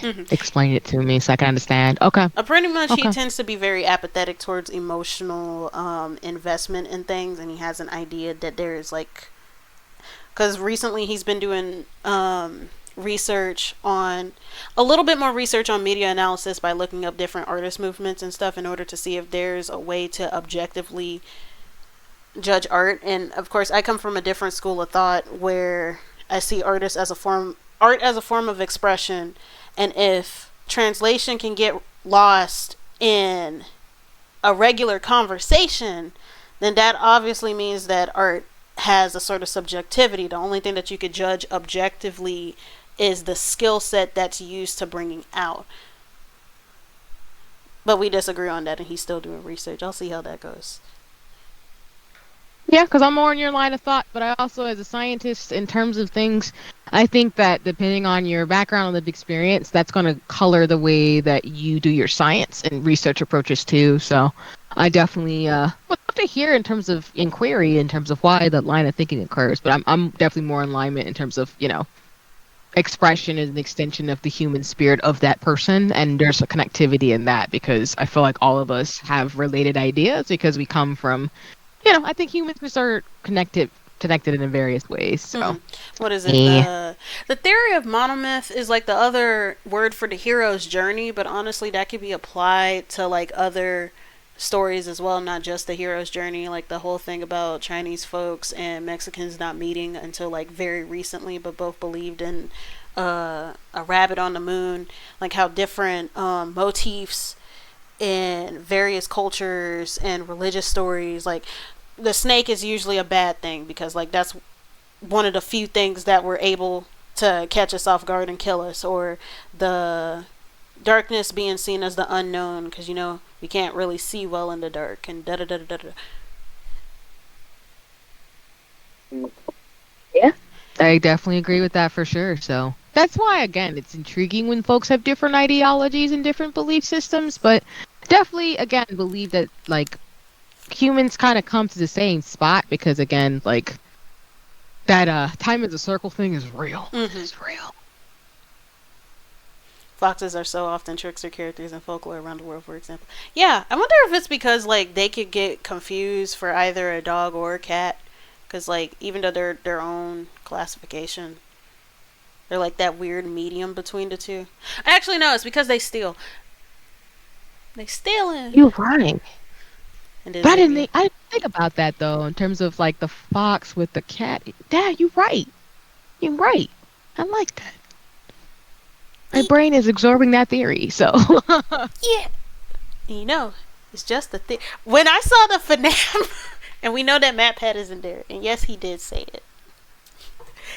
The large, exasperated sigh I let out in the theater. Like, I was happy he said it, but it was like happy in a this mother way. Like that.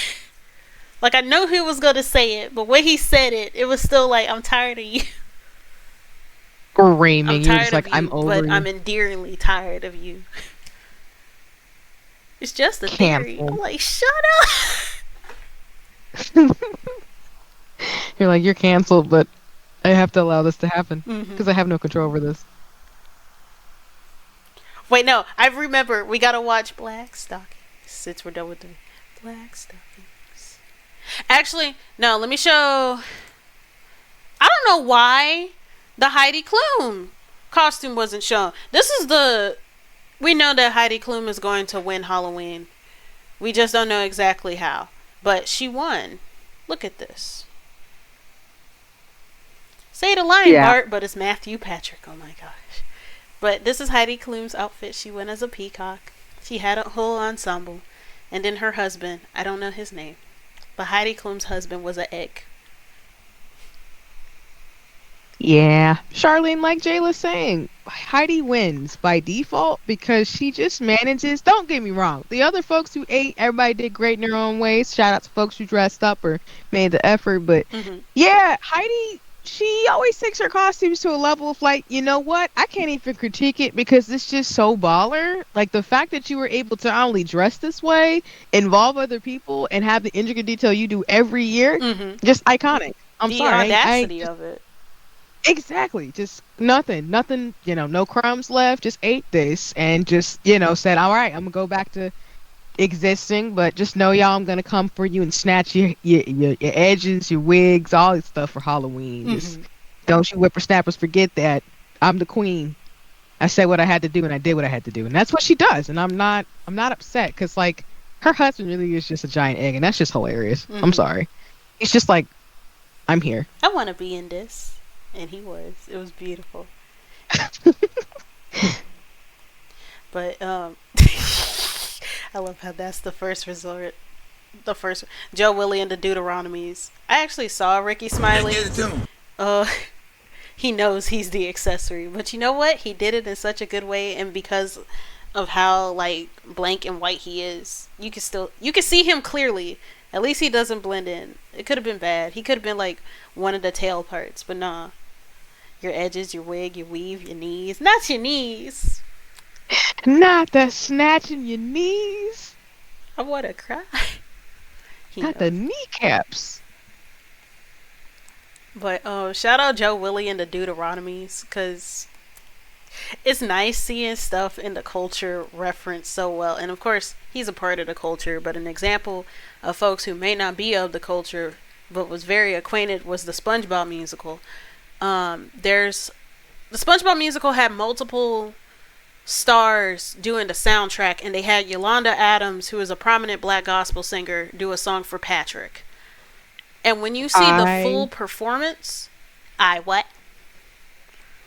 sorry, go ahead. I was like, I cannot. Yolanda Adams? They had Yolanda Adams. What happened is there's a cult of sardines who knew of like a star that's supposed to save them, because the whole plot of the musical is that there's a volcano that's about to erupt and destroy Bikini Bottom due to global warming, and SpongeBob, Patrick, and Sandy are trying to find a way to fix it.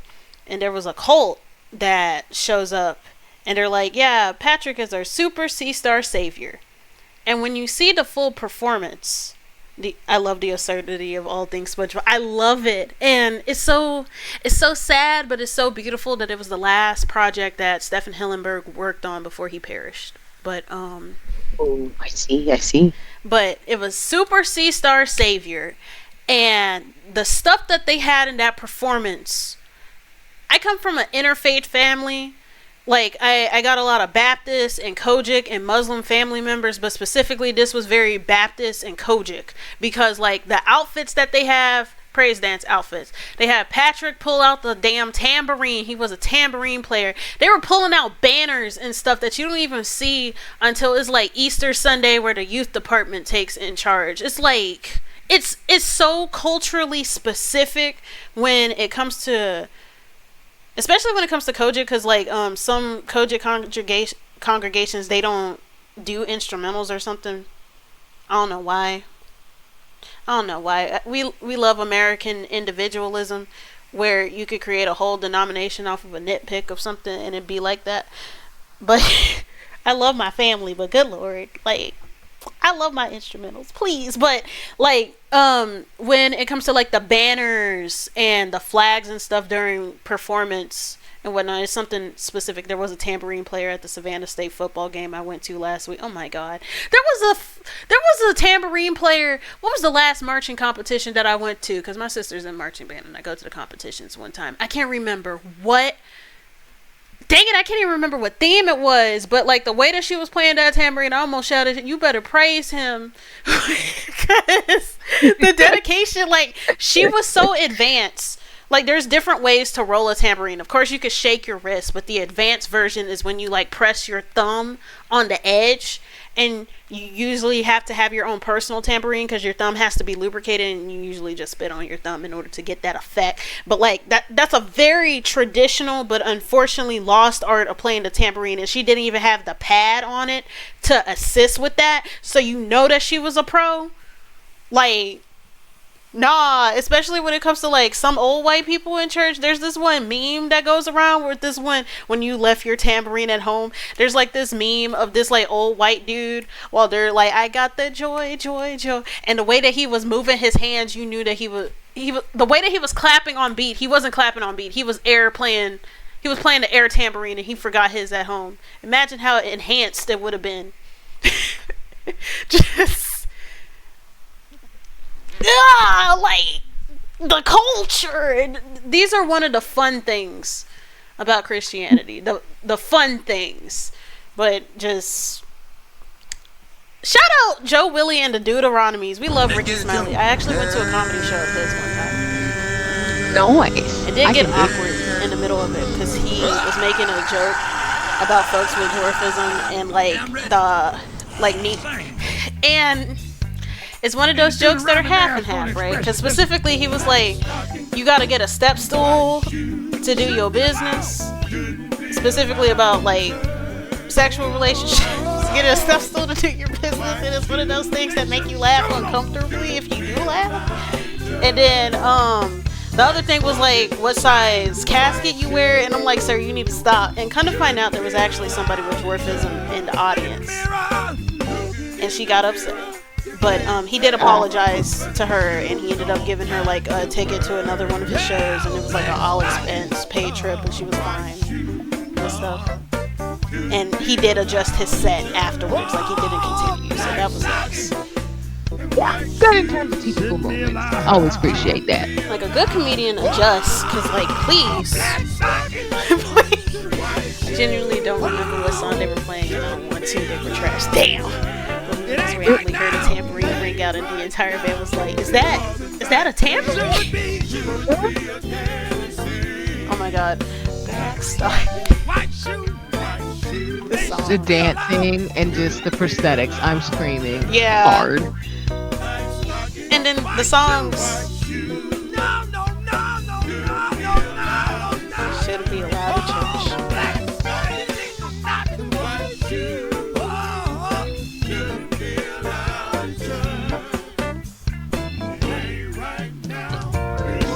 Also, Charlene's quote in the chat with going back to Heidi's costume for a second of he knows he's the accessory. That's real. The egg. Wait, That's was real. it Heidi in Closet who made that joke, or was it Kennedy Davenport? Now that I think about it.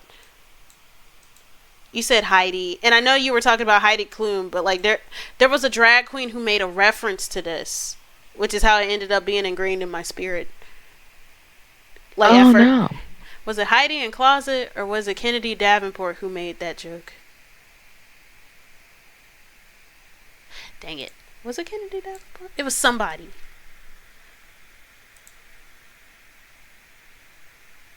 Oh, it was Kennedy Davenport. Black stockings, white shoes shouldn't be allowed in the church. It was the vibrato that she sung it with. Okay, so my nephew is in college, and he's my friend on Steam, and I know he's playing video games right now. Go to bed, kiddo. Get rested for your pre-med class. Yeah, pre-med classes. Yeah, DM him on Steam and tell him so he can get that little alert.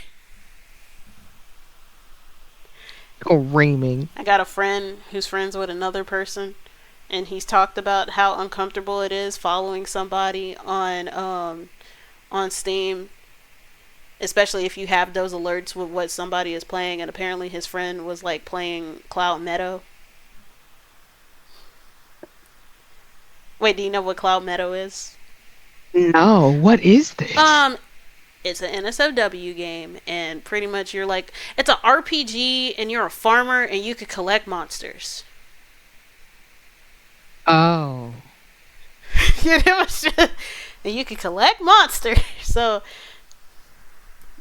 I honestly, I looked at that game. I unironically want to play it because the artistry behind it. When it comes to the monsters designs, I'm like, this is an interesting take. Like, they once had a skeleton, and I'm like, how do you do that? Because, like, you know, when you've seen Sans fan art, they do the ectoplasm thing. They did not do that. And I'm like, that's interesting. Choices were made, clearly. I followed one of the developers of it. Like, he was giving out... Actually, I don't know their pronouns. They were giving out animation tips for it because they did... It's a pixel game, and they did it frame by frame. And I'm like, see, why would you do that to yourself? But they were dedicated. I've not heard that shit in so long. Yeah! Sekiro will take him a while. Oh, yeah, so it's hard to see the notification when you're playing in Sekiro. Sekiro, the Samurai Soul's light. We love you. I'm screaming. Oh dear, I looked it up. See, God. This is why I say don't look something up. I'm going to tell you. Yeah, it's pixels. But no, like doing frame by frame, technically, yeah, pretty much pixels is the only way that you can do. Frame by frame is it's not the only way, because you can do it 3D. But it's just... Frame by frame with pixels is hard. Because frame by frame in general is hard. Other artists I used to follow, Diesel Brain, they got really left field when I checked on them. Do I still follow them now that I think about it? Oh? Not the unfollow, because I follow the purple field. person. I can't even remember because I follow so many people, but it has purple in the name. It's like S Purple or something. Spent some time laughing with friends over some of the adult games on Steam, and then there's some really yeah, because some of them can range from like absurd and funny. Like there's this one where you are a literal wang, and you're like crawling around like a worm, and you're trying to get through life. I can't even remember what it's called, but you're literally just a wang trying to get through life. Like you're trying to excel at your job and get with a coworker. And you have like a lot of introspection as you get through this. It's one of those maybe 40 something minute indie games that you play. It's very funny and very absurd. But then you have something where it's like furry Hitler. And it's like, why would you do this? Why would you do that to yourself? Like, this is the range. You either have a walking penis joke or furry Hitler. There is no in between. There is lots of in between, but those are like the two ends of the spectrum, and it's just like, this was thought of. That's really the only appropriate response. Someone thought of this, and they did it. There are 3 guys based on that guy and 1 on Stalin. Rest in peace. Oh, folks can't even be original. Like, where's the Mao Zedong one? I just think of the line, "I've got the power." That's a song, but that's what I'm thinking people do sometimes, and I'm like, oh. Like, yeah, I could do this, and I'm like, you can? But why not? Why not doing that thing? Why not? That's not. Well, let's see. With the why not, for starters, you could be original. Like, I would like to see a Mao Zedong one. It'd be different. Like, I wouldn't play it, but I would respect it just 1%, simply on the fact that it's different. S Purple. Yeah, I still follow S Purple. And I think that they did, like, some fan art for... I always keep thinking Naked and Afraid, but it's Fear and Hunger. Oh my god. It might as well be Naked and Afraid. It's... Right, though. Especially with how vulnerable you are. Shout out that orc. If anybody knows, I never played it. I don't want to play it. I know that it would stress me out. Dear God. Screaming. Because I'm just like, why? Like, why would you do that? And the fact that you had the option to cut that off as a limb, I'm like, it's right there. You might as well do whatever you can to win. It's okay. I'm never ready. I'm so sorry.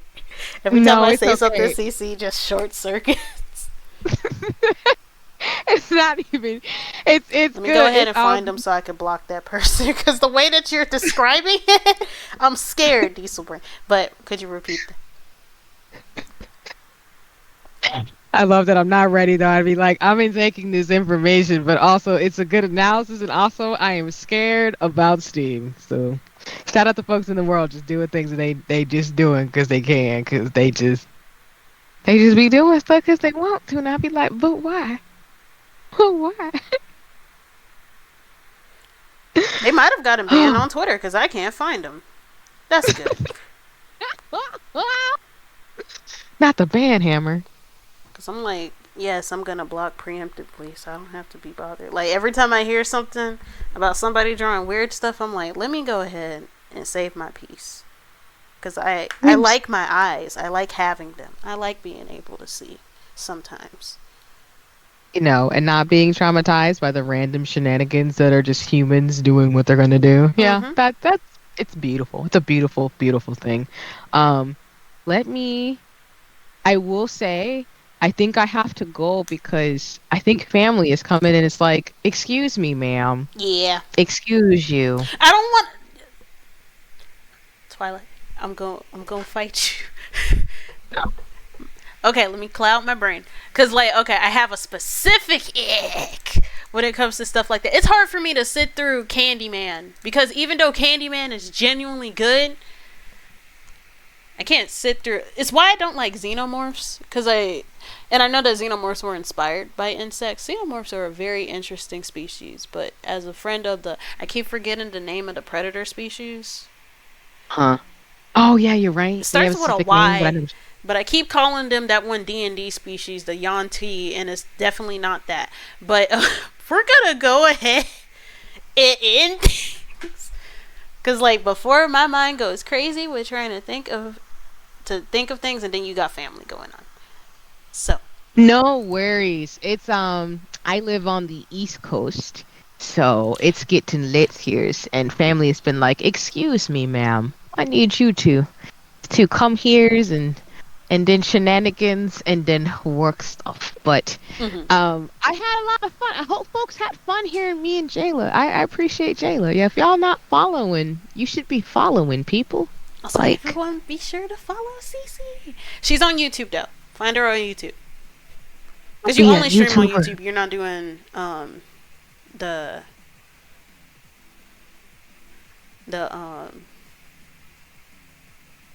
oh my gosh, what's the word? Multi-streaming? You don't do that. Are you planning on doing that since Twitch recently changed their policy with that?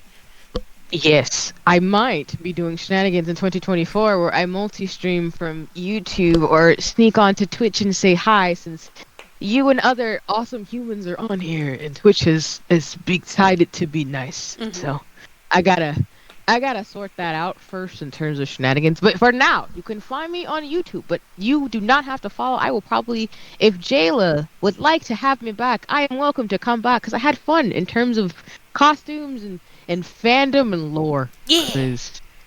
Lore. The conversations we've been having is like, yeah. For sure. I've already volunteered Zivia to do a cover with her, and she's just like, I gotta learn Romanji for this, and I'm like, yes.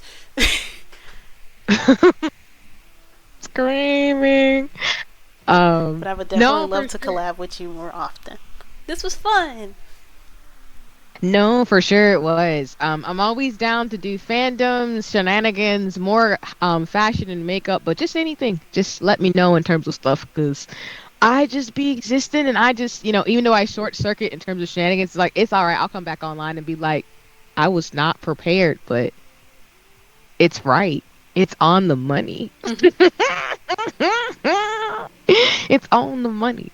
But that's awesome, Charlene. I'm glad that you're actually following. You should, you should follow Jayla. Jayla's got dope content. I be sneaking on streams because Twitch don't like me, but I be sneaking on streams and it just be lit. It be lit over here. It's just Twitch don't like me.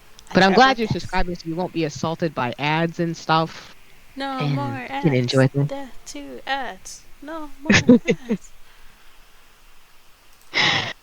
But thank you for having me. I had a lot of fun. I'm gonna have to scamper and go get the works and see what my family is wanting from me because they peeped in a few times. I'm like, "Excuse me, humans, I'm streaming," but now they're like, "Excuse you," and my cat probably wants to go say hi to me because I lock him out sometimes because Tell him I said he'll hi. come in and be like, "Yeah."